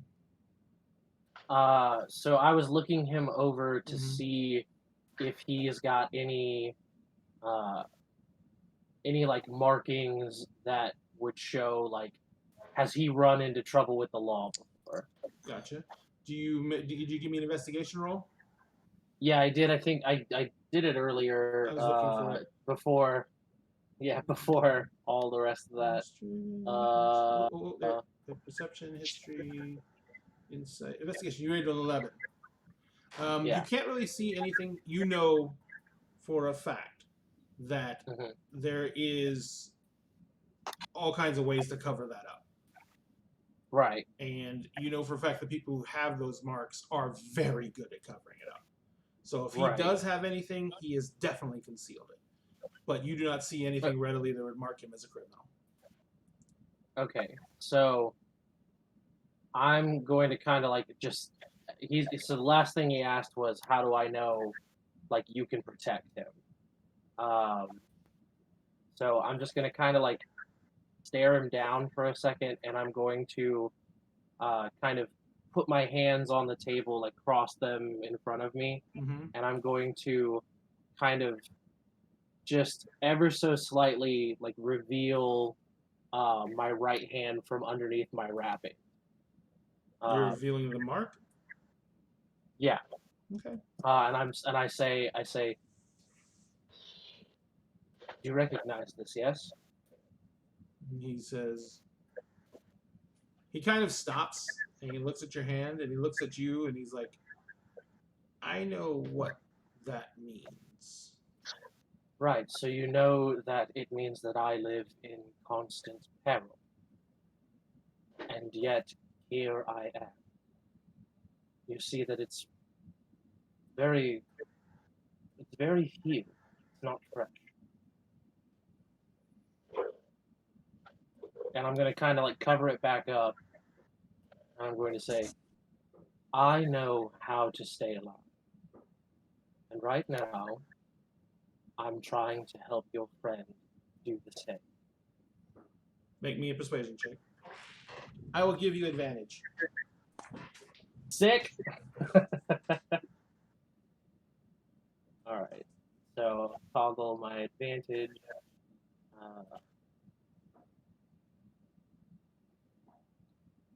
Whoops, not perception. There we go. Boom! Doom, nice. He kind of looks Yes! at you, and he kind of looks at you, and he leans back and he says, you hear this under his breath. You hear him say, he basically oh shoot, where's his name? He's like, under his breath, you hear him say, fucking sergeant. He kind of looks at the door and he's like, can't wait for you anymore, Jermaine. And he looks back and he's like, what are you offering? Just need information. I need to know where to find him and how to get him out of here. He kind of looks And at you. in return, and I reach back into my coin purse, and I am going to pull out another. I'll say another 3 gold. So I put 4 down on the table here. I say I will give you this now, and if your information is good, I will be back with more. He kind of like, he reaches in and he like into it. He's like wearing a wrap around like as like a bandolier to like carry items. He reaches into one and he's like, they always make fun of me because I carry it around, but it's a good luck piece. And he kind of tosses a little lump of really brittle coal on the table. He's like, I like the way it sounds when I crack it between my fingers.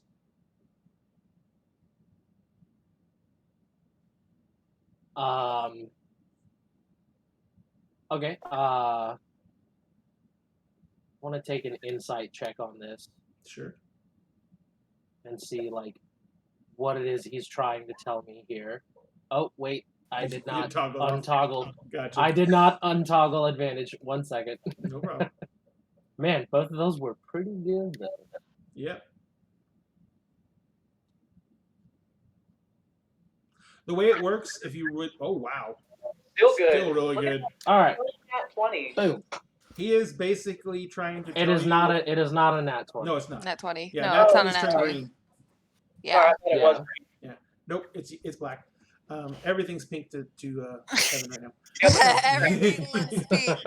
But anyway, Josh, he is basically trying to tell you without saying out loud that he is Cole. Okay. I kind of nod to him, and I say, how fast can you be ready? Since I've been living off of my bag, and he kind of kicks the bag that was underneath his chair for the past 3 days. I've got nothing left I need to get.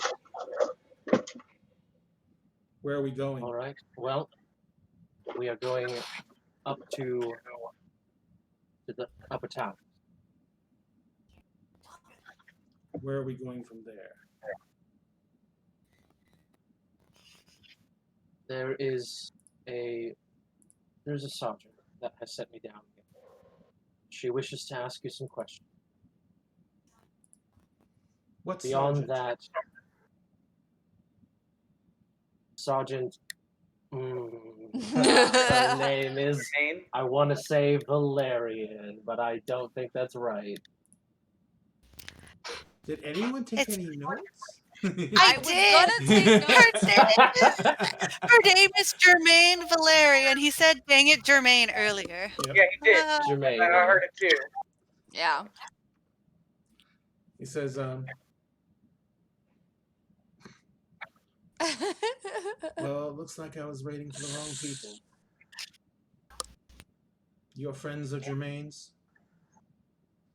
I wouldn't call us friends. Is anyone in Sharn a friend? He kind of looks around, unless they're family. Present a valid point. He says, fine. Very well. I'll trust you. He's like, while we're here, in this place, no one will know whether we come or go. Once we leave these doors, he's like, we're all on our own. I will protect you. He says, that's why I'm here. He's like, here I was safe. Beyond those doors, I have no idea. But, as I said, if Jermaine sent you, Jermaine's the only hope I have. So, Well, perhaps wait here. And I'm going to stand up, and I'm going to kind of move to the other side of the table and try to get Shazi's attention. Shazi's attention? Got it. Yeah, All right. and So perception to see if I see him. I'm going to try to flag her. I'm It's just assuming you guys are kind of keeping an eye on each other. So when you Oh, see yeah. him moving out of the corner of your eye, it does attract your attention. Okay, so I'll go ahead and head over.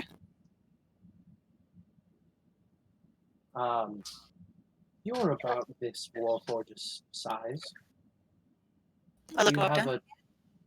Do you have a traveling cloak or something that we can drape over him? I take the cape off the back of my armor, and I hand it to him. How big of a cape is it? Is it a full cape? I mean, is it something you It design? If it's something you wear to try and conceal yourself? It goes down to about knee length. So it's not perfectly concealing, but at least it's better than nothing. Gotcha. It'll But I'm cover not wearing most a of cape, him. so- He actually is wearing boots, and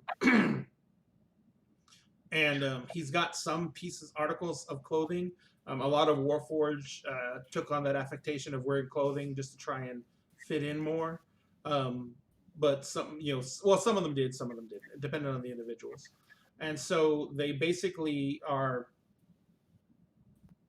He has like boots on and stuff like that, and he has that bandolier. So the only thing that really sticks out when he puts on the cloak, does the cloak have a hood?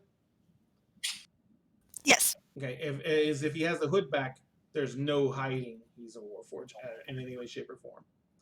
So he puts the cloak on, he kind of like drapes the hood forward, and he's like, is it enough? I feel like it'll have to be. One more thing. And I'm going to go into my pack, and I'm going to take out the disguise kit that I got. And I'm going to try to, do... It's not going to be great. Up close, I know it's not going to hold up. I never thought of this. Because Homie doesn't have a nose. Yeah. What do we use for a disguise kit roll? It's just a proficiency with a disguise kit, right? Yeah, I have proficiency with it, and I think I have proficiency with the I think a disguise lot of forgery people. kit. I think a lot of people and, use dexterity for I would almost say disguise intelligence. kits. Intelligence plus proficiency. I would I can't remember. argue that I would argue that depending on if it's yourself, I would say dexterity to try to but to Make- put to someone else, I would probably say True. intelligence. Yeah. I think we can go with the But- situation, truly. But yeah, Yeah. so make an intelligence plus disguise kit roll, because intelligence plus proficiency bonus to use a disguise kit to try and disguise him. Got it. So I am doing.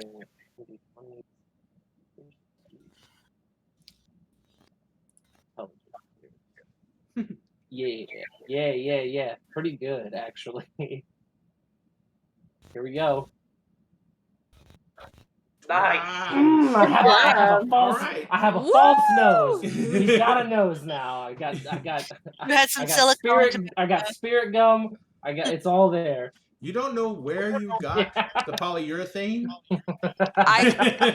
I have such a good reference for this, but we'll talk about it later. Okay. So you basically get him. It is a very, very passable disguise. You basically have managed to conceal him. You kind of pull the hood forward. You actually had a long-haired wig that so you can put a wig over it to cover his head, and the wig covers most of his head completely. And so the only thing you really worried about was his face. And so you kind of just coal blacked his face a lot to make sure that when he was way back in the hood, you wouldn't be able to see many features or the glint of metal. So Got you it, basically did got a it. really good job. And Cole himself, he's not the biggest warforged. He's not like the guy at the door. He's still 6 foot something, and he is built big. But right now, he just looks like a burly guy with long hair. Nice. I like. Oh, and you have gloves. I kind of take a step back and look at him, and I just like He's could like, not have done it better myself. He's like, you did do it yourself. Yes, and I couldn't have done it better myself. I've outdone He's like, myself. I will trust you. He's like, are we headed upstairs now? Let me gather everyone else, and we can move from this place.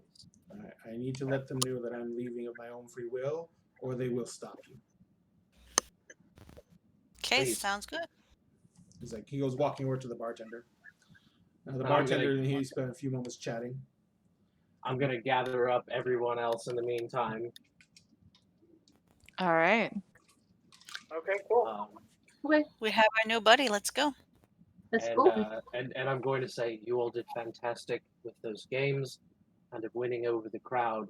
I don't feel like it would have gone as well if we weren't at least looking friendly. Yeah, no, it didn't go as great for me. They're protecting him. And now we are. You see that Agreed. Cole and the bartender get into a very heated discussion, but it's kept quiet, but it's obviously very heated. And after a few minutes of that, Cole's the bartender kind of looks at him, shakes his head vehemently no, and Cole kind of leans forward and he puts his forehead against the other bartender's forehead, and they say something very quiet, and then the bartender like grips his arm, and then Cole like spins around and starts walking towards you guys. Okay.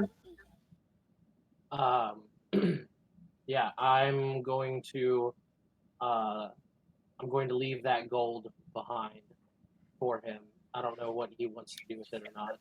Oh, if you let the gold on the table, as he goes to talk to the bartender, he swiped it up, and he dropped it in the box. Yeah. Then perfect. Then I have adjusted my gold accordingly. All right. All right. So you guys start heading out. You go out the door. There's only one way in or out of this place. It's a one-room shack. So you go out the door. There's still people outside.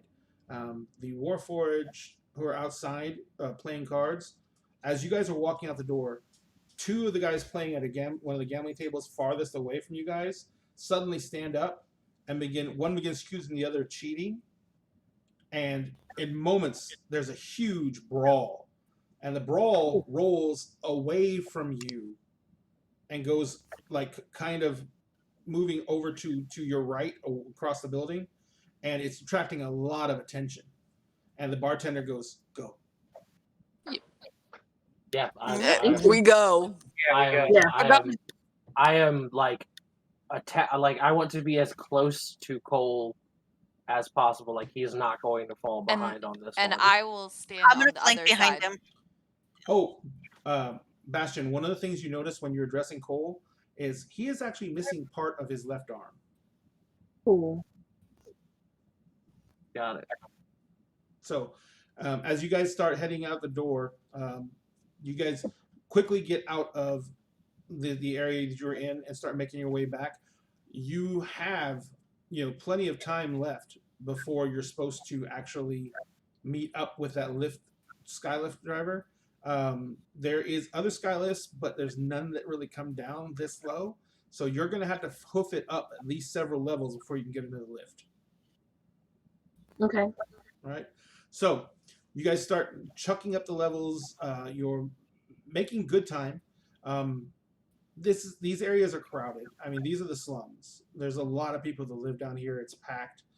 So you basically kind of form a Roman phalanx around Cole, with putting him at the center and all of you kind of using yourselves to drive a wedge through the crowd as you make your way through. I need all of you to make me perception checks. I mean.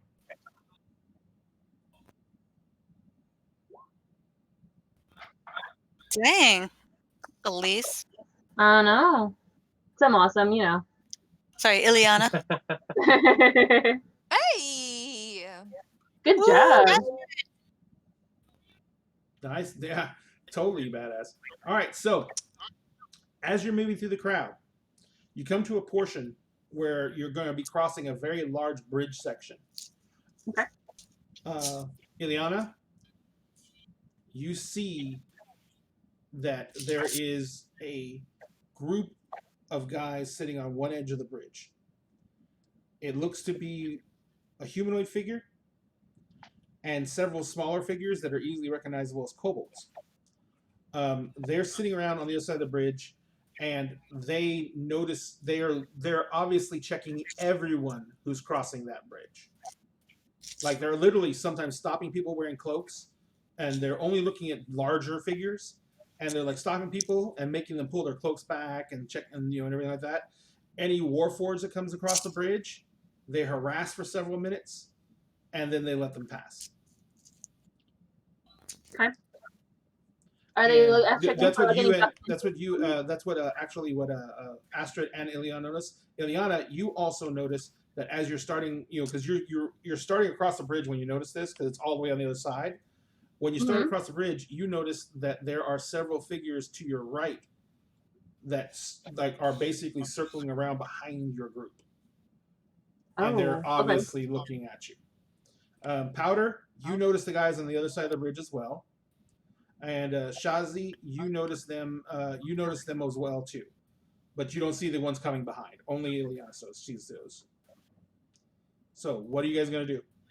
I mean, they're not right up on your butt, but they were like leaning up against the wall. And the moment they noticed your group coming, they kind of popped up off the wall and started casing around behind you. I immediately reach into my coat and I touch one of those pipe pistols, and I turn it into a tiny Eldritch Cannon, but I do that in my coat. Got it. And I choose the There are 3 Eldritch Cannons that I can create, and I will create the Force Ballista. Got it. I know which that one is. Thank God I run for other artificers. All right, so what are the rest of you doing? So I haven't noticed. That was saying. Yeah. The 3 of you who noticed. I will mention the people behind us, and I will whisper to our crowd and be like, "Look behind us." No, you didn't see the ones behind you. No, you didn't see the Yeah, ones no, behind the one- us. Yeah. Oh, right. Only Ileana saw the ones behind you. My bad. Does anyone speak Thieves' Can in this group other than me? Me. I'm going to tell you what's going on behind us. And Okay, Thieves' Cant is not actually a spoken language. It's kind of like hand signals, body language. It's you know what? You know how the military use hand signals and body language to signal when they're doing like covert ops and stuff like that. You always see it on the TV shows. They're like, Gotcha. that's basically Thieves' Cant. Can I say in a way that someone's harming us? Yo, definitely. That's what these Yeah, candies for. I was gonna say, there should definitely be some hand signs. Yeah. Right? Somebody's Yeah. tailing us. Someone's tailing us. The big no thing one, is he's trying no to- rogue would ever need to know that. Ever. No, Never. never. It's Never. basically Someone's giving information behind us. without letting other people know it. Right. So number I'm one, gonna tell Josh. Astrid. So number one, or Okay. should I say Bastion? You basically now know that she is in your craft. Awesome. So I will kind of nod to acknowledge, and just as nonchalantly as I can, if I can use if I can use the group of us as kind of a buffer. I'm gonna kind of slide my crossbow down and have it at the ready. Gotcha. Astrid, what are you doing? Powder did let everyone know about the people across the. And you already know about the across the bridge. Oh, sorry. Yeah. Nope. So what are you sorry, doing? it's okay. I just had my mic muted for a second. I would have already had my staff in my hand also. Yeah, using it as a walking staff for the most part. Yeah, of course. And so I'm gonna start leaning on it just a little more heavily, acting like it's much more of a necessity. I need this. Yeah. Then make me a performance check. Yeah. Okay. We'll see how that goes. Shazzy, you've been alerted to danger. No. What is your reaction? No. No. I just look weird doing it. I just look like You're limping the wrong side. yeah, I'm limping on the wrong side. Shazzy, what are you doing? I'm going to stand up straight and put myself between Cole and the guys across the bridge. Got it. Keep walking. So you're basically kind of taking point. And Powder, you already you said what you're doing. So at this point, as you're walking across the bridge, you get about midway across the bridge, and Shazzy is obviously putting herself between the group and the other people. One of the guys, the humanoid figure who's leading the others, he kind of steps forward and throws back his hood, and you see a very feline face, and he with golden eyes. It's human though, but it's very feline in nature, with golden eyes, and she has a very pronounced incisors. And she says, "Oh, finally, I was getting so fucking bored." She's like, "Do you have a present for the kitty?" Nobody has anything for you. He's like, "Oh, that's rude." And I check her while I try to walk past. Oh, she was about 10 feet across. You just kind of keep on walking straight into her. Yeah, we're gonna keep walking. All right. So as you come walking up, she kind of snaps her fingers, and you see that instead of fingernails, she actually has claws. She kind of snaps her fingers, and 4 kobolds kind of fan out, and people on the bridge just start making room. They start getting the hell out of the way. All the kobolds are basically they're wearing. You can see they're actually equipped. They're wearing leather armor. They're all carrying shields that they already have in their left hand, and all of them draw short swords. And you can hear. And I reach back and grab my. Yeah, and as you grab your axe, you hear behind you a couple of coughs, and you see 2 more figures leading 3 more kobolds, and the 2 figures look very similar to the woman in front of you. They each have very bestial features. They have claws instead of fingernails, and each one of them is equipped with weapons. And the one of them steps forward, and he's a guy, and he's got very, very, very pronounced muzzle. And he says, "Look, it doesn't have to go this way. The Dosks have given us a job to do. If you don't know who the Dosk is, then you need to know that it's us or you. Well, it's him or you." He's like, We can throw some money in it to make it simpler if it needs to be. We have the coin to spread. We can cut you in. It's a fine piece. Make your day.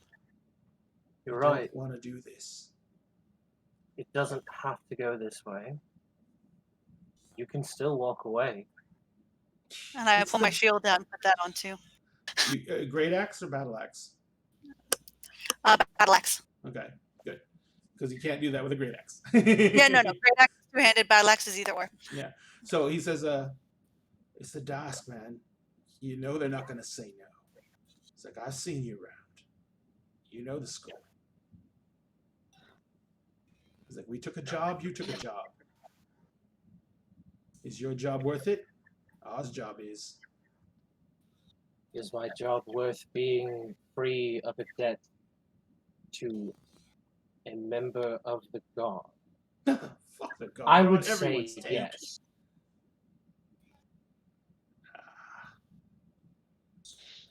There's nothing else we can do. Miffy, ready? And we will take this up next week.